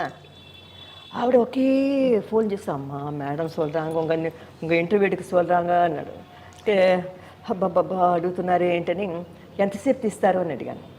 10 నిమిషం అమ్మా అన్నారు. కాలం మారిపోయింది కదా, నాకు తెలియదు, కాలం మారిపోయింది. 10 నిమిషం అమ్మా అన్నారు. సరే అన్నాను. దీనికోసం ఏంటని మేకప్ వేసుకోలేదు, ఏం లేదు. నాకు ఒకలాగా నాకు షాపులు అవి కేసులు అవి జరుగుతున్నాయి, కోర్టుకి వెళ్ళటం రావటం కొద్దిగా టెన్షన్లో ఉన్నాను అనమాట. కూర్చోబెట్టేశారు. పొద్దున్న వచ్చారు. అప్పుడు మా ఇంట్లో వంట మనిషి అంతా ఉంది. పాపం పొద్దున్నే వస్తుందని ఇంట్లో టిఫిన్లు అన్నీ ఏర్పాటు చేశారు. తీస్తున్నారు. ఒక కుర్రోడు వచ్చాడు ఆ డైరెక్టర్తో. அம்மா அந்த விஷயம் சொல்லுங்க, இது சொல்லுங்க, ఎంత విషయం అమ్మ తిరిగి పారకరేమ్మా ప్రోగ్రామ్ నేను తిరిగి చూడటం లేదయ్యా, అయిపోయింది నా పని. అమ్మ ఎన్న ఎందుకు తిరిగి చూడటం, అయిపోయిన కాలం తిరిగి చూడను, తిరిగి பார்க்க மாட்டேன் நான். இல்லைம்மா சொல்லுங்கம்மா, நீங்கள் எந்த படத்தில் ஆக்ட் பண்ணீங்க, எந்த படத்தில் ஆக்ட் பண்ணீங்க, ఎంజిఆర్ యాక్ట్ பண்ணீங்களே, శివాజీవాడు, ఎన్టీ రామారావు, అది అరవోళ్ళు కదా, అది ఇది అడుగుతున్నారన్నమాట. ఏం తిరిగి పార్కరేన్, నాకు జ్ఞాపకమే లేదయ్యా, ఆ మైండ్లోంచి అది పోయింది, సినిమా స్క్రీనే తుడిపేశాను, అదొక లైఫ్ అయిపోయింది, ఇది ఒక లైఫ్. దీని గురించి అడుగు చెప్తాను, ఇందులో అన్ని కష్టాలు బాధలు అన్నీ ఉన్నాయి, సంతోషాలు ఉన్నాయి. అవును, చెప్పండి చెప్పండి. జ్ఞాపకం చూడమ్మా, పొద్దున్న వచ్చిన వాళ్ళు సాయంత్రం 6 గంటల దాకా కూర్చొని నా ప్రాణం తీశారు, చెమట కారిపోయి ఫ్యాన్ ఆఫ్ చేశారు. చెప్పండి, అది ఇది బాలచంద్ర గురించి, అది ఇది ఇంతపరం నీలవాణం అది అంటుంటే బుర్ర పిచ్చికిపోయి, బాబు నన్ను వదిలేయండి అని అప్పటి నుంచి, బాబోయ్ నాకు ఇంటర్వ్యూ వద్దండి, నేను ఇవ్వను ఎవరికి అన్నాను. ఆ ఒక ఛానల్ ఇస్తే మళ్ళీ మన కెప్టెన్ టీవీ అని ఒక హీరో అన్నాడు కదా మన విజయకాంత్, நான் போகும் பாதையிலே அப்படின்னு ఒక ఇంటర్వ్యూ. ஏன்னா நான் போகும் பாதை என்ன இருக்கு, முள்ளும் கல்லு தான் இருக்கும், எல்லாம் కష్ట సుఖం ఎல்லாம் ముడిచి పోసి నాకు కుడుక మాట అంటే అమ్మ అమ్మ అనేసరికి నాకు ఒకలాగా అయిపోయింది, ఊరికి బతుకు నడుతున్నాను అంటే వాళ్ళు అన్నారు 10 నిమిషాలు చెప్తే చాలమ్మా. నేనా నువ్వు 10 నిమిషాలు నా వాళ్ళు అలా 10 నిమిషాలు పొద్దున్న నుంచి సాయంత్రం దాకా చేశారు, 10 నిమిషాలు అంతా ఇల్లమ్మా ఇది వేరే టైప్ అమ్మా అన్నారు. సరే అని ఒక్కరు అలా ఒకరు వచ్చి అడుగుతుంటే పిచ్చి పడిపోయింది అనమాట. కానీ కంప్లీట్ ఇవాళ మాకు ఇచ్చిన ఇంటర్వ్యూ మాత్రం మాకు అదృష్టం అమ్మా. ఏం మాట్లాడానో మీరు, చాలా గొప్పగా మాట్లాడారు, గొప్ప విషయాలు అన్ని, మంచి కరెక్ట్ విషయాలన్నీ బయటపడ్డాయి. ఏంటో అమ్మా మీరు ఏం కోరుకుంటారు ఇక లైఫ్లో బిఫోర్ వి వైండ్ అప్? నా లైఫ్ ముగించే లోపల వీలైనంత వరకు పుణ్యం తీసుకొని వెళదాం అనుకుంటున్నాను, పుణ్యం సంపాదించుకొని. ఎందుకంటే అందరూ బాగున్నప్పుడు మనం మన లైఫ్ని సెటిల్ చేసుకొని వెళ్ళిపోవటం శుభ్రం. అంటే చెప్పలేమమ్మా ఈ కాలంలో, ఇంకా కాలు చెయ్యి ఆడకుండా మంచం మీద పడుకోవటం నాకు ఇష్టం లేదు. ఉన్నంత వరకు యాక్టివ్గా ఉండాలి, మనం హాయిగా ఆనందంగా సంతోషంగా ఉండి భగవంతుడు ఎప్పుడు మనం పిలిస్తే అప్పుడు వెళ్ళిపోవటమే మంచి మన ధర్మం. కష్టం అంటారా, కష్టపడకుండా చాలా మంది అంటారు, కష్టపడకుండా నిద్రలో చేసి, నేను అలా కోరుకోను. మనం చేసిన పాపాలు కష్టపడవలసి వస్తే కష్టపడదాం. అవును, మన కష్టం ఏదో మనమే పడదు, మన కష్టం ఇంకోరు పడకూడదు. అవును, మన కష్టం అంటే మనం బెడ్లో ఉండి ఇంకోరికి కష్టం ఇవ్వకూడదు. నా కష్టం ఎంతైనా సరే నేనే అనుభవించేస్తాను, ఎంత కష్టపడాలన్నా అనుభవించేసి నేను పోతాను, కానీ నా కష్టం ఇంకోరికి ఇవ్వను. నా పద్ధతి అదమ్మా, నా కష్టాన్ని నేనే అనుభవిస్తాను. ఎందుకంటే భగవంతుడు దగ్గర అంతే, ఎవరి కష్టం వాడిది. ఇప్పుడు మన కాళ్ళకి దెబ్బ తగిలితే మనం బాధపడాలి, కానీ మీరు ఎవరో బాధపడరు. మా ఆయన ఎప్పుడైనారు వంగు తింటే మా అక్కయ్య, అమ్మ వంగక పడ్డా అనుకో, నీ దెబ్బ నీది, నీ బాధ నీది, నీ బాధ ఇంకోరు తీసుకోలేరు అని చెప్పేవారు అనమాట. అదేలాగా మన కష్టం మనది, మన కష్టం మనం పడాలి. నువ్వు పుణ్యం చేసుకోవాలంటే మంచిగా వెళ్ళిపోతాం, లేకపోతే కష్టపడాల్సి వస్తే దానికి కూడా మనం రెడీగా. అవును, కానీ ఇంకోరికి ఇవ్వకూడదు మన కష్టాన్ని. మీరు ఎప్పుడు కళకళలాడుతూ పచ్చగా ఇలాగే ఉంటారమ్మా. నాకు ఎప్పుడు నేను అబద్ధాలు చెప్పకూడదండి, నా పద్ధతి అంతే. అబద్ధాలంటే మన ప్రాణం పోయే పరిస్థితి వస్తే మనం చెప్పవలసిన, చిన్న దానికి బాత్రూంలో ఉన్నాను, ఇక్కడ ఉన్నాను, ఎందుకు చెప్పాలి? నేను బాత్రూంలో ఉన్నాను, పడుకున్నాను, తర్వాత మాట్లాడు, నేను బిజీగా ఉన్నాను చెప్పొచ్చు కదా. ఫ్రీ అండ్ అబద్ధం చెప్తే నాకు ఇష్టం ఉండదు. ముఖ్య వరకు నేను, మా శ్రీధర్ గారు ఉన్నారు, ఐఓబి బ్యాంక్ మేనేజర్, అతను అక్క నా కడగట్టి ఇరకక్క కొట్టు దగ్గర నాక, ఇంట్లో రేడియో కనబడుతుంది, ఇంట్లో ఉన్నాను చెప్పొచ్చు కదా, ఎందుకు అబద్ధం చెప్తావు అని అడిగేదాన్ని. అక్క నా అంగరికి అక్క, అంగెంగే ఇలా సుమ్మారంగా అంటాను నేను. అలా అబద్ధాలు చెప్తే నేను అంటాను, చెప్పు నీకు ప్రాణం పోయే పరిస్థితి నీకు చాలా ఇంపార్టెంట్, అయ్యో చెప్పకూడదు అంటే అప్పుడు నువ్వు అబద్ధం చెప్పు. చిన్నటికి ఎందుకని అబద్ధం చెప్తావు, చెప్పు, నిజం చెప్పు. వీలు పడలేదు, రాలేకపోయాను, అది కొనలేకపోయాను, తేలేకపోయాను, చెప్పు, తప్పు లేదు. ఎందుకు అన్నిటికి నోరు తెస్తే అబద్ధమేనా? నాకు అబద్ధాలు చెప్తే ఇష్టం ఉండదండి. చాలా గొప్పగా ఉందమ్మా మీ జర్నీ. అండ్ ఇవాళ ఐ డ్రీమ్ స్టూడియోస్కి మీరు ఇచ్చిన ఇంటర్వ్యూ 10 కాలాల పాటు రాబోయే తరంలో డిజిటల్ స్పేస్లో అలా ఉండిపోతుంది. రాబోయే తరాల వాళ్ళు, రాబోయే తరాల వాళ్ళందరూ కూడా ఇది గుర్తుపెట్టుకుని చూస్తారు. రాజశ్రీ గారు అనే ఒక గొప్ప నటీమణి ఇలా యాక్ట్ చేశారు, ఇది ఆవిడ జీవితంలోని అనుభవాలు అని చెప్పి. నేను ఈరోజు ఇంటర్వ్యూ చెప్తున్నానంటే ఈ పరిచయం ఇప్పుడుది కాదు, ఒక 20 years బ్యాక్ సంజయ్ అని ఆ అబ్బాయి నాకు మా బాబు ఏజ్, అంటే మా బాబు కంటే కొద్ది పెద్దోడై ఉండొచ్చు. వైజాగ్లో ఆ బాబుతో నాకు పరిచయం అయింది. నా ఫొటోస్ అన్నీ తెచ్చిచ్చాడనమాట. నేను, అంజనీదేవి గారు, షౌకజంగా, అది చాలా రేర్ ఫోటో. ఆ ఫోటో అందరూ కలిసింది. వాడి 5 లక్షల ఫోటోలు ఉన్నాయి ఆయన దగ్గర. ఆ ఫోటో తెచ్చి ఒకసారి మన ఇంటికి వచ్చి ఇచ్చినప్పుడు చిన్న కుర్రోడు అబ్బాయి ఇచ్చాడనమాట. అది 2-3 సార్లు మన ఇంటికి వచ్చాడు. అయిపోయింది, చాలా గ్యాప్ అయిపోయింది. తర్వాత నాకు ఆ అబ్బాయితో మాటలో పరిచయం లేదు. మొన్న సడన్గా ఫోన్ చేసి, అంటే వాట్సాప్లో అందరూ వచ్చేస్తుంటారు, మన సెల్ ఫోన్ ఇదంటే ఐఫోన్ కదా, అదేంటో అందరూ వచ్చేస్తుంటే హాయ్ అంటూ అమ్మ నేను సంజయ్, ఎంతోమంది ఉంటారు పేర్లతో అని గమ్మున్నా అనమాట. తర్వాత ఇంకోరి ద్వారా ఫోన్ చేయించారు. తర్వాత వచ్చేసి అమ్మ నేనమ్మా సంజయనమ్మ అని తన ఫోటో పంపించారు. ఎక్కడో చూసినట్టుంది ఈ ఫోటో అనుకున్నా. చాలా కాలం అయిపోయింది నాకు, 20 years.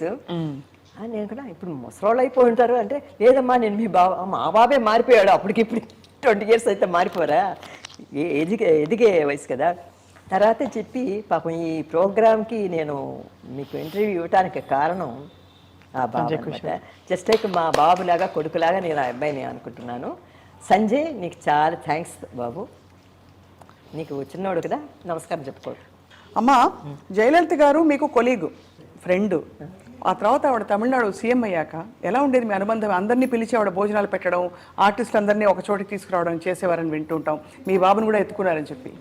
అవునమ్మా, అంటే నేను ఆవిడ కలిసి చేసింది తెలుగులో వచ్చి గోపాలుడు భూపాలుడు అనే పిక్చర్లో రామారావు గారు డ్యూయల్ అనమాట.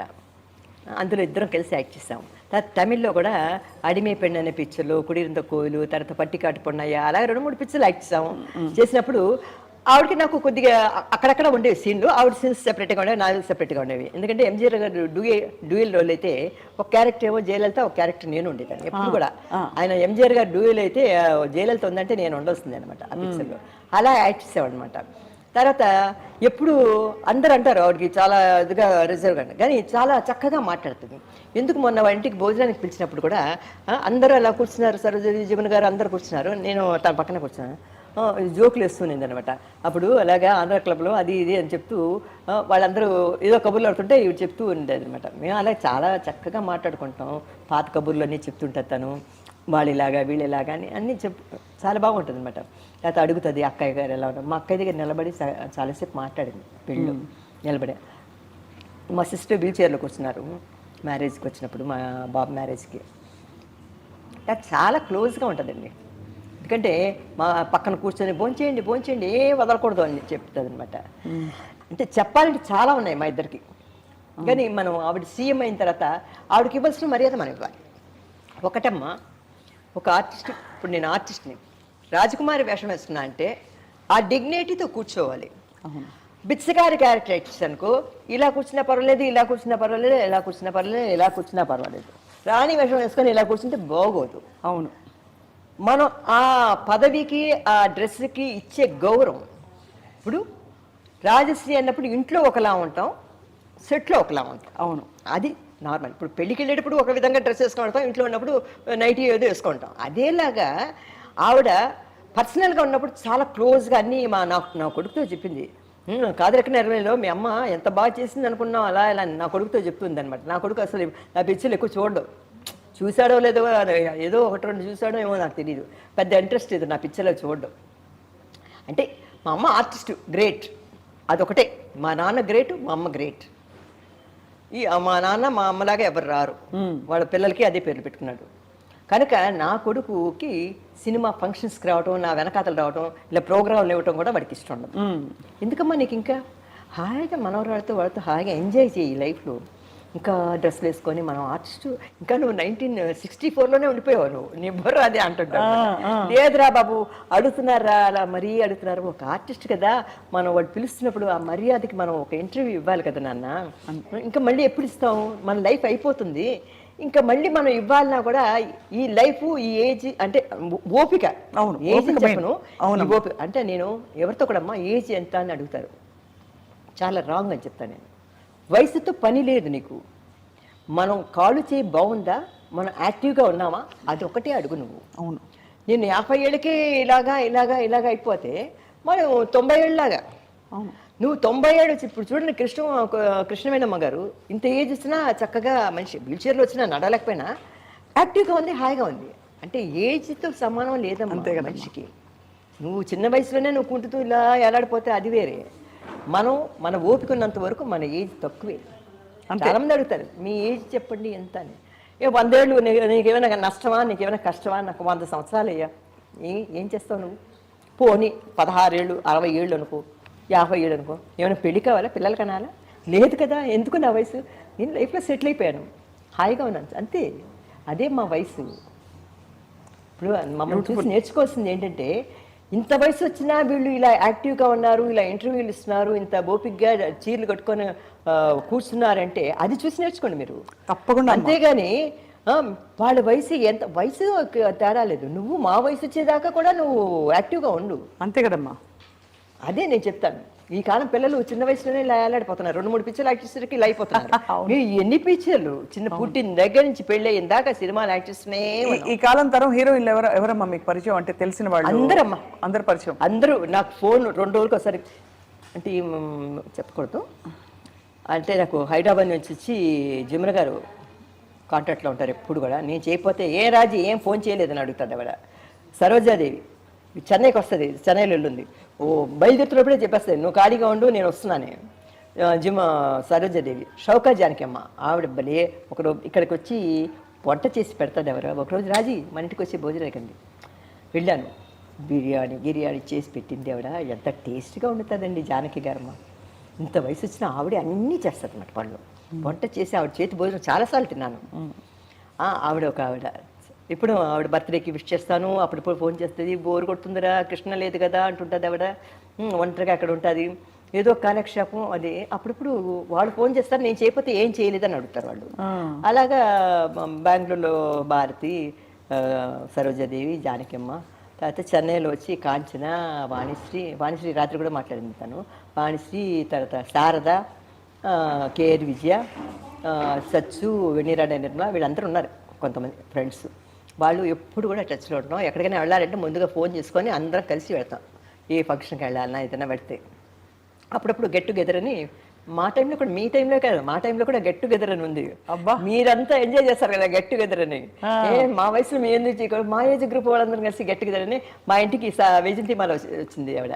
వైజంతిమాల గారు, వెన్నీరాడ నిర్మల, లత గారు అందరూ వచ్చి, అందరం షీల మలయాళం ఆర్టిస్ట్, అందరూ తను కూడా చీరలని కంపేర్ చేసుకుని, నా చీరేది నీ చీరేది కంపేర్ చేసుకోవడం కాదు, ఓపి నడుస్తున్నావా లేదా, అందరం బాగున్నావా లేదా, ఇది అది ఇది ఆ సంగతులు. ఇప్పుడు చీరలు ఎవడు ఓపిక లేదు కట్టుకోవడానికి. లత, షీల అందరూ మేమందరం మీతో. కుట్టి పద్మిని తర్వాత వచ్చిన రోజారమని ఫోన్లో మాట్లాడుతుంటే తను, కుట్టి పద్మిని మాట్లాడుతుంది. అంటే మా తర్వాత వచ్చిన ప్రభ, అందరూ చాలామంది. చాలా గొప్ప స్టేజ్ ఆఫ్ లైఫ్ అమ్మా. ఒక వెలిగి స్టార్ లాగా ఇప్పుడు చక్కగా ఎంజాయ్ చేస్తూ, మీకు కావాల్సినట్టు ప్రయాణిస్తూ, మీకు కావాల్సినప్పుడు ఇంటర్వ్యూలు ఇస్తూ. మా అదృష్టం ఏంటంటే మీ జీవితంలోని కొన్ని విషయాలు వాళ్ళు తెలుసుకోగలిగాము. ఇంటర్వ్యూలు ఇచ్చే ఓపిక లేదు, ఇవ్వని అనుకుంటాను. ఎందుకంటే చెప్పింది నేను ఇంకా ఇంటర్వ్యూ మా బాబు కూడా ఇష్టం లేదు. ఈ రోడ్లో ఇంతకుముందు చాలా కళకళ ఆడుతుండేది. చిరంజీవి గారు 3వ ఇంట్లో ఉండేవారు. ఆపోజిట్లో వచ్చి విజయనిర్మల గారు, కృష్ణ, నరేష్ ఉండేవాళ్ళు. ఈ పక్కనేమో సుమలత, తను విజయశాంతి ఉండేవారు. ఇప్పుడు వాళ్ళందరూ అమ్మేశారమ్మా? అందరూ అమ్మేసి అందరూ హైదరాబాద్కి అక్కడికి వెళ్ళిపోయారు కదా అందరూ. ఎవరు లేరు కదా ఇక్కడ, ఎవరూ లేరు. మేము ఒక్కరమే పాత ఇల్లు ఇలా పెట్టుకొని ఇక్కడ ఉన్నాము. ఈ ఇంట్లో చేయి పెడితే రీమోడల్ చేస్తే మనం ఉండాలి. 11 బెడ్రూమ్స్ ఉన్నాయమ్మా ఇక్కడ? కాదు, 8 బెడ్రూమ్. 8 బెడ్రూమ్ అంటే కింద మీరు ఎంటర్ చూస్తారా, కింద పెడితే అది ఇంతకుముందు ఒక ఆఫీస్కి, కెనరా బ్యాంక్కి హౌస్ లీజ్కి ఇచ్చి, అక్కడ 2 బెడ్రూమ్స్, ఒక డైనింగ్ హాలు, కిచెను, అన్ని బాత్రూమ్లు అన్నీ ఉన్నాయి కింద. తర్వాత ఇక్కడ వచ్చి అదేమో ఆఫీస్ రూమ్గా ఉండేది నేను వర్క్ చేస్తున్నప్పుడు.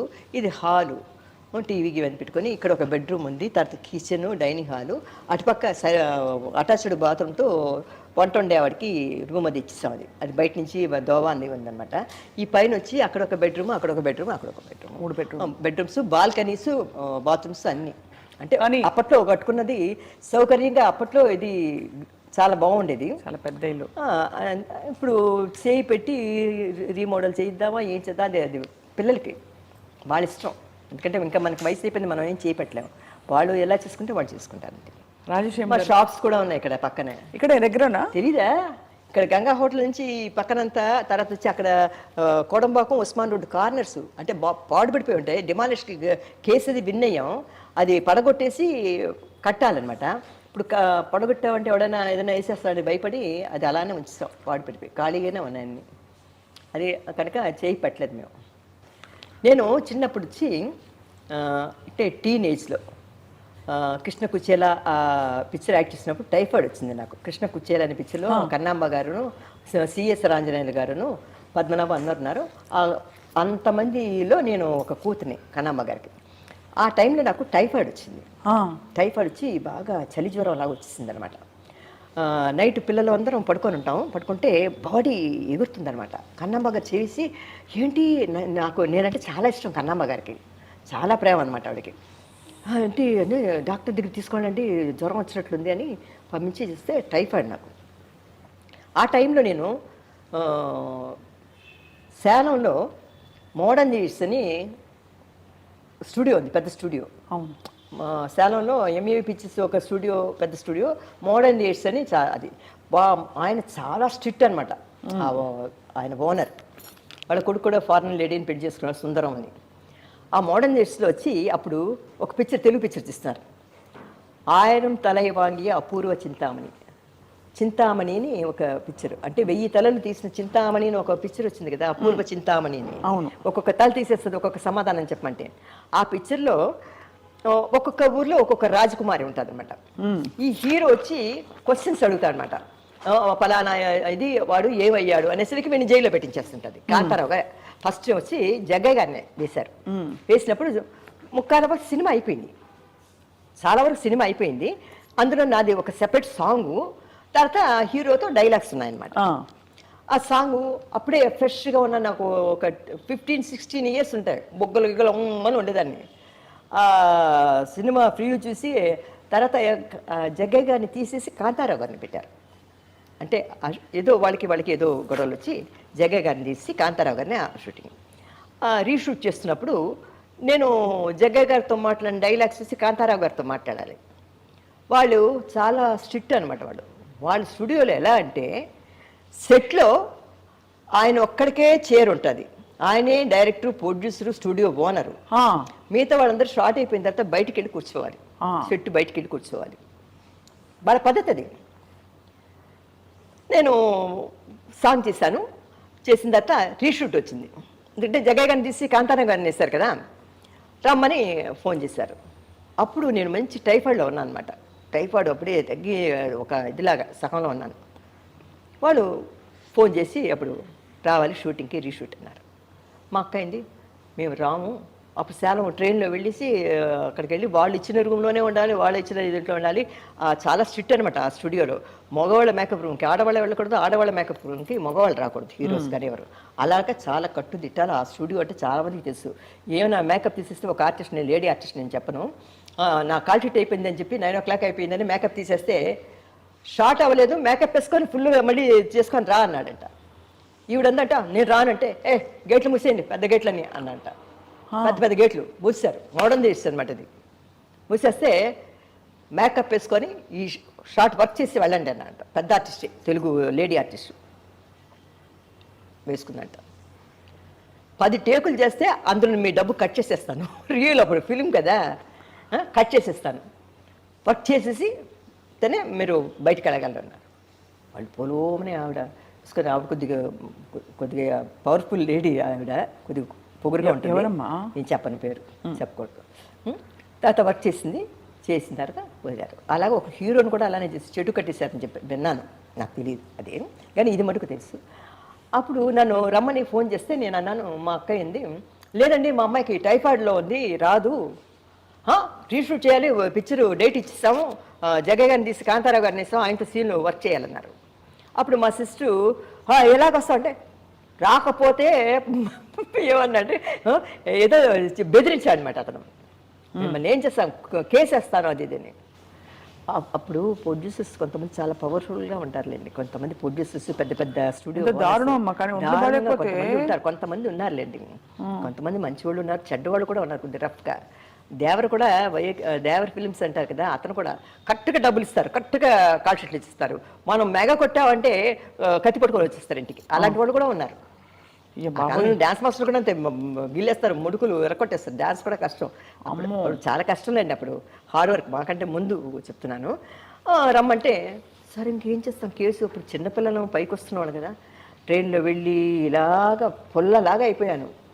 ఆ సాంగ్ చూసి కాంతారావు అన్నారు, రాయశ్రీ ఫ్రెష్గా ఉంది, చాలా బాగుంది ఈ సాంగ్లో. అది ఆయన పక్కన ఎప్పుడు చెల్లులుగా వేసేదాన్ని కదా అనుకున్నారు. డ్రెస్ చూస్తే నా డ్రెస్సు సగానికి సగం అయిపోయింది, వదిలైపోయింది, పుల్లలాగా అయిపోయాను. చెవులు వినబడలేదు. మేకప్ ఈ గెటప్, రాణి గెటప్ వేసుకొని నిలబడి డైలాగు, కెమెరా మైక్ ఏమో పైన ఉంది, లేదు బంధించండి ఏదో డైలాగ్ చెప్పాలి. నాకు చెవు వినబడలేదు. కాంతారావు గారు డైలాగ్ చెప్తున్నప్పుడు ఏం చెప్తున్నారో వినబడలేదు అన్నమాట. కాంతారావు అప్పుడు అన్నయ్య అనేదాన్ని కొత్తలో. కాంతారావు గారు అన్నయ్య నాకు చెవు వినబడటం లేదు, మీరు చెప్పిన తర్వాత కొద్దిగా ఏదైనా ఇలా మూమెంట్ ఇవ్వండి, నా డైలాగ్ చెప్పేస్తాను అన్నాను. చెప్తే మైక్ అందటం లేదో గట్టిగా చెప్పమంటారు, గట్టిగా రావటం లేదు, ఎందుకంటే నేను చాలా వీక్ అయిపోయి ఉన్నాను. అవునవునవును. పాపం ఆయన అర్థం చేసుకొని చెప్పాడు నాకు. చెప్పిన తర్వాత నేను చెప్పాను. సౌండ్ ఇంజనీర్ వచ్చి సౌండ్ వినబట్టం లేదు, వాల్యూమ్ పైన కెమెరా పెట్టారనమాట మైకు. అప్పుడు లౌడ్గా చెప్పమంటే అరిచినట్లు చెప్పాల్సి వచ్చింది అనమాట. కళ్ళు పీకిపోయాయి, ఒక కుర్చీ లేదు. ఒక లైటింగ్ అరేంజ్ చేసినప్పుడు ఒక కుర్చీ లేదు, కూర్చుందామంటే ఏం లేదు, నిలబడి కాళ్ళు నొప్పులు ఇవి నొప్పులు. ఆ పిక్చర్ యాక్ట్ చేసినప్పుడు నేను చాలా చాలా బాధపడిపోయానమ్మా. ఎందుకురా మా అక్క ఏంది టైఫాయిడ్ ఆ అమ్మాయికి పాపం ఈ డ్రెస్లు వేసుకొని ఇలా ఏలాడిపోయి ఏదైనా అయిపోతే ఏంటని. అది ప్రొడ్యూస్ తర్వాత మళ్ళీ యాక్ట్ చేశాను నేను. ఎవరు మొనగాడు అనే పిక్చరు నేనును మోహన్ అతను ఎవరు తేనె మనసు హీరో కృష్ణను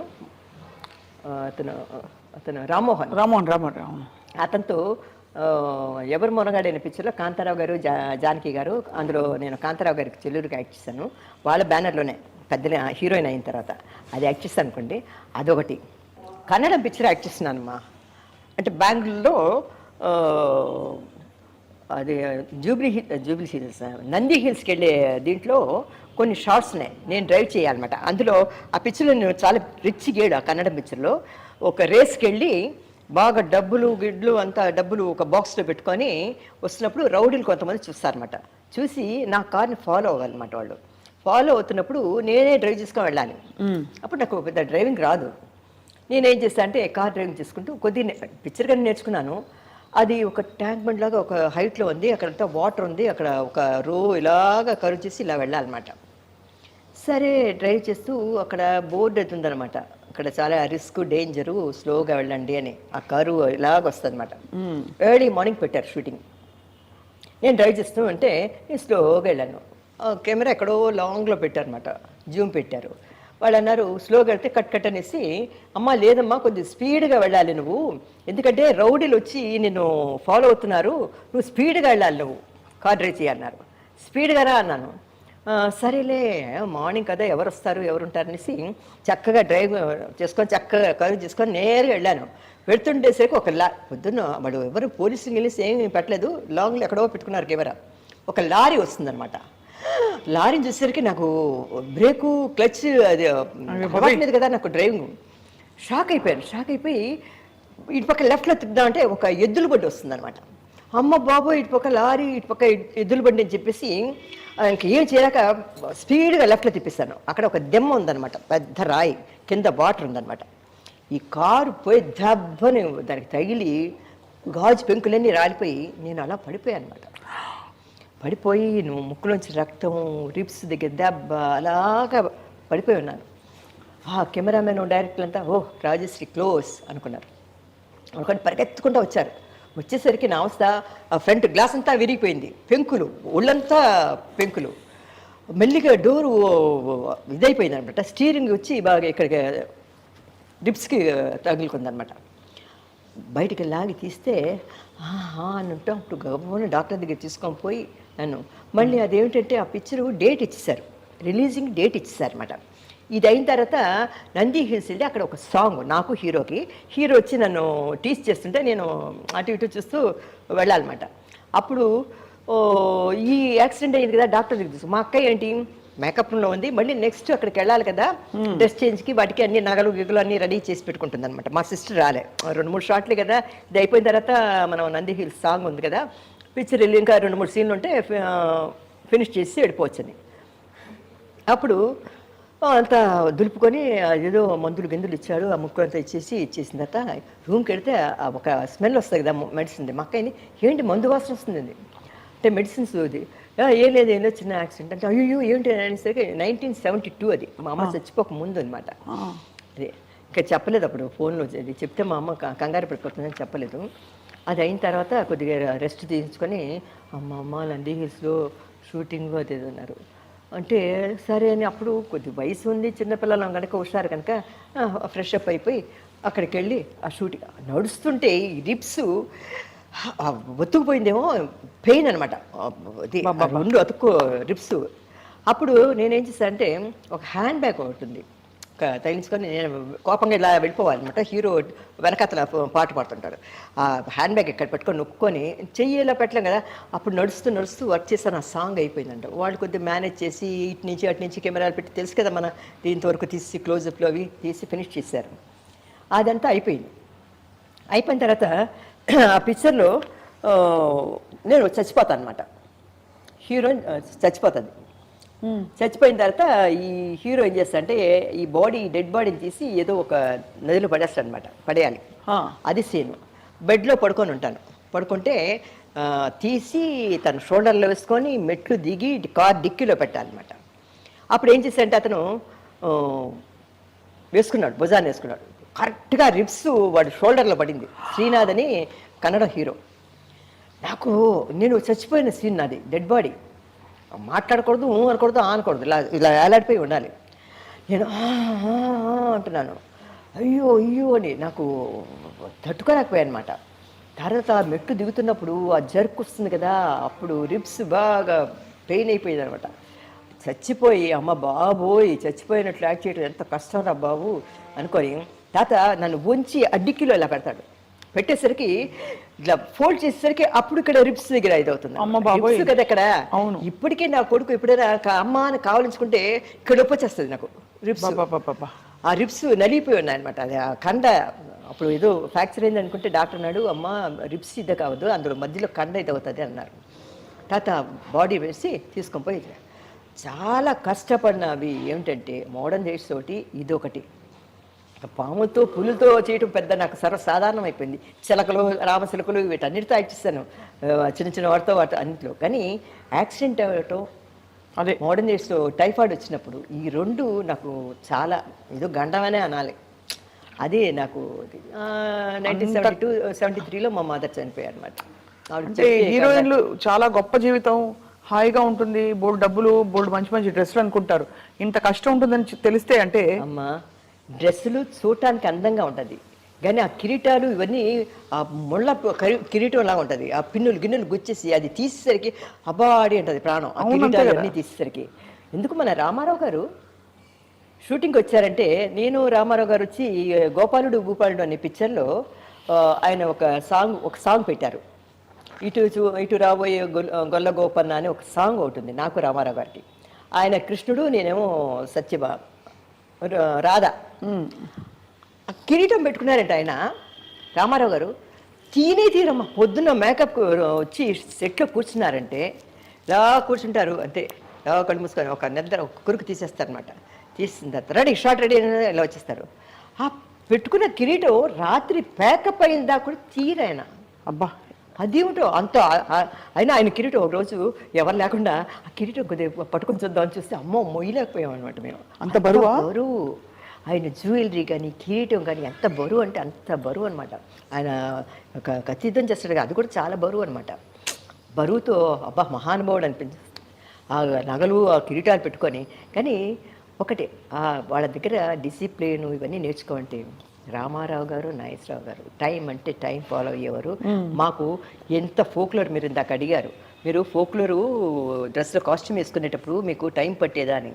టైం పట్టినా కూడా షార్ట్లో ఆ రోజు షూటింగ్లో వచ్చి రామారావు గారు ఉన్నారు అంటే ఆయన 9 o'clock అంటే కరెక్ట్గా 9కి ముందే వచ్చి కూర్చుంటారు ఆయన. ఆయనకంటే ముందు మనం వెళ్ళి కూర్చోవాలి. అవును. కనుక మేము గబ్బని లేచి మేకప్లు వేసుకొని హెయిర్ డ్రెస్ వచ్చినో లేదో మా అక్కయ్య పిన్నులు పెట్టు అదే ఏదో తైలించుకొని అవి చేసుకొని అంతా అయిపోయి హెయిర్ డ్రెస్ వస్తే అది మటుకు చేయించుకొని వెళ్ళిపోయాం అనమాట. అలాగా మేము ఆయన 9 o'clock అంటే మేము 8:30కి వెళ్ళిపోయి కూర్చునేవాళ్ళం. టైమింగ్స్ అవి చాలా కష్టం. అయ్యే బాబోయ్, అంత డైలాగులు కూడా ఆయనతో చెప్పేటప్పుడు మనం ప్రిపేర్ అవుతాం. కానీ ఒకటి, వాళ్ళతో అంత పెద్ద మహానుభావులు యాక్ట్ చేసేటప్పుడు మనకి షార్ట్లోకి వెళ్ళినప్పుడు మనకి జంకు బొంకు ఉండదు. ఎందుకంటే ఆ క్యారెక్టర్లో లీనమైపోతాం అనమాట. అది మనకి లవ్ సీనో లేకపోతే ఈ సీనో అది ఏమి ఉండదు. నేను చాలా పిక్చర్లో 2-3 పిక్చర్లో నా కోయ భాష మాట్లాడాను. అంటే సోది చెప్తారు కదా, అంటే సోది చెప్తారు ఆ టైపు. తర్వాత కోయి భాష ఇవన్నీ. తర్వాత ఇంకోటి అడవి వీరులని మన మోడర్న్ ఇది ఉదయ స్టూడియో వాళ్ళు తీశారన్నమాట ఒక పిక్చర్. అందులో అడవి వీరుల ఏనుగు మీదే ఆనందంలో నేను కాంతారావు గారు అందరూ యాక్ట్ చేస్తాం. తెలుగులో కలర్ పిక్చర్ చేశారు. అడవి 2 కోయ ముక్కలు చెప్పండి అమ్మా. ఇప్పుడు ఎరుక చెప్పుతానమ్మ ఎరుక చెప్పుతాను. అవును, అదే మహామంత్రి తిమ్మరసులో యాక్ట్ చేశాను. అవును, మహామంత్రి తిమ్మరసులో అది కోయి భాష. తర్వాత కోయి భాష, ఆ భాష, అన్ని భాషలు. తర్వాత మన అప్పలమ్మలు ఉంటారు కదా, అప్పలమ్మ క్యారెక్టర్ కూడా యాక్ట్ చేస్తాను నేను. ఏంటి దొరికితే దొంగలు అనే పిక్చర్లో డ్యూయల్ అనమాట. ఒకటేమో ఎయిర్ హోస్టెస్, ఒకటి వచ్చి అప్పలమ్మ క్యారెక్టర్. అదే అదే ఏందల్లే ఒళ్ళుకో ఏంది బి అని అంటారు కదా, ఓనమ్మి అంటారు, ఒకలాగా మాట్లాడతారు కదా. వైజాగ్ సైడ్ అప్పలమ్మ లాంగ్వేజ్ అది ఒకలాగా ఉంటుంది. మాకు చేపల వాళ్ళు వస్తారు కదా, కొప్పి పెట్టుకొని, అవునవును, ముక్కు బులాకి ఒకటి పెట్టుకొని వస్తారు. అదంతా ఆ కాలం అంతా బాగుండేది. వెలిగారమ్మా మీరు. అవి స్వీట్ మెమరీస్ అండి, అవన్నీ మర్చిపోలేవు. ఆ పిక్చర్లు చూస్తుంటే ఆ పాత జ్ఞాపకాలన్నీ వస్తుంటాయి అన్నమాట. హార్డ్ వర్క్ అది. మీరు అనుమతిస్తే మీ ఇంట్లో ఫోటోలు మేము డెఫినెట్గా తీసుకోవాలి. అయ్యో తప్పకుండా తీసుకోండి. థ్యాంక్ యూ సో మచ్ అమ్మా, ధన్యవాదాలు మీకు. నమస్కారం. మీ సమయం, మీ అమూల్యమైన ఎక్స్పీరియన్సెస్ని అండ్ అంత చిరునవ్వుతో ఇంత ఆలస్యమైనా కూడా మాతో పంచుకున్నందుకు మీకు ధన్యవాదాలు. థ్యాంక్స్, చాలా సంతోషం మిమ్మల్ని అందరినీ చూసే అవకాశం ఈ సందర్భంగా దక్కినందుకు. ఆడియన్స్ కూడా మమ్మల్ని చూసి ఇప్పుడు దాకా మమ్మల్ని మెచ్చుకుంటున్న మా ఫ్యాన్స్, అభిమానులు, అంటే ఇంత వయసు వచ్చినా కూడా మమ్మల్ని చూసి పలానా వాళ్ళు ఉన్నారు, ఇంకా బతికే ఉన్నారని అనుకుంటూ వాళ్ళు మమ్మల్ని చూసి ఆనందిస్తున్నారు కదా, మా ఏజ్ గ్రూప్ వాళ్ళందరికీ కూడా నా నమస్కారాలు.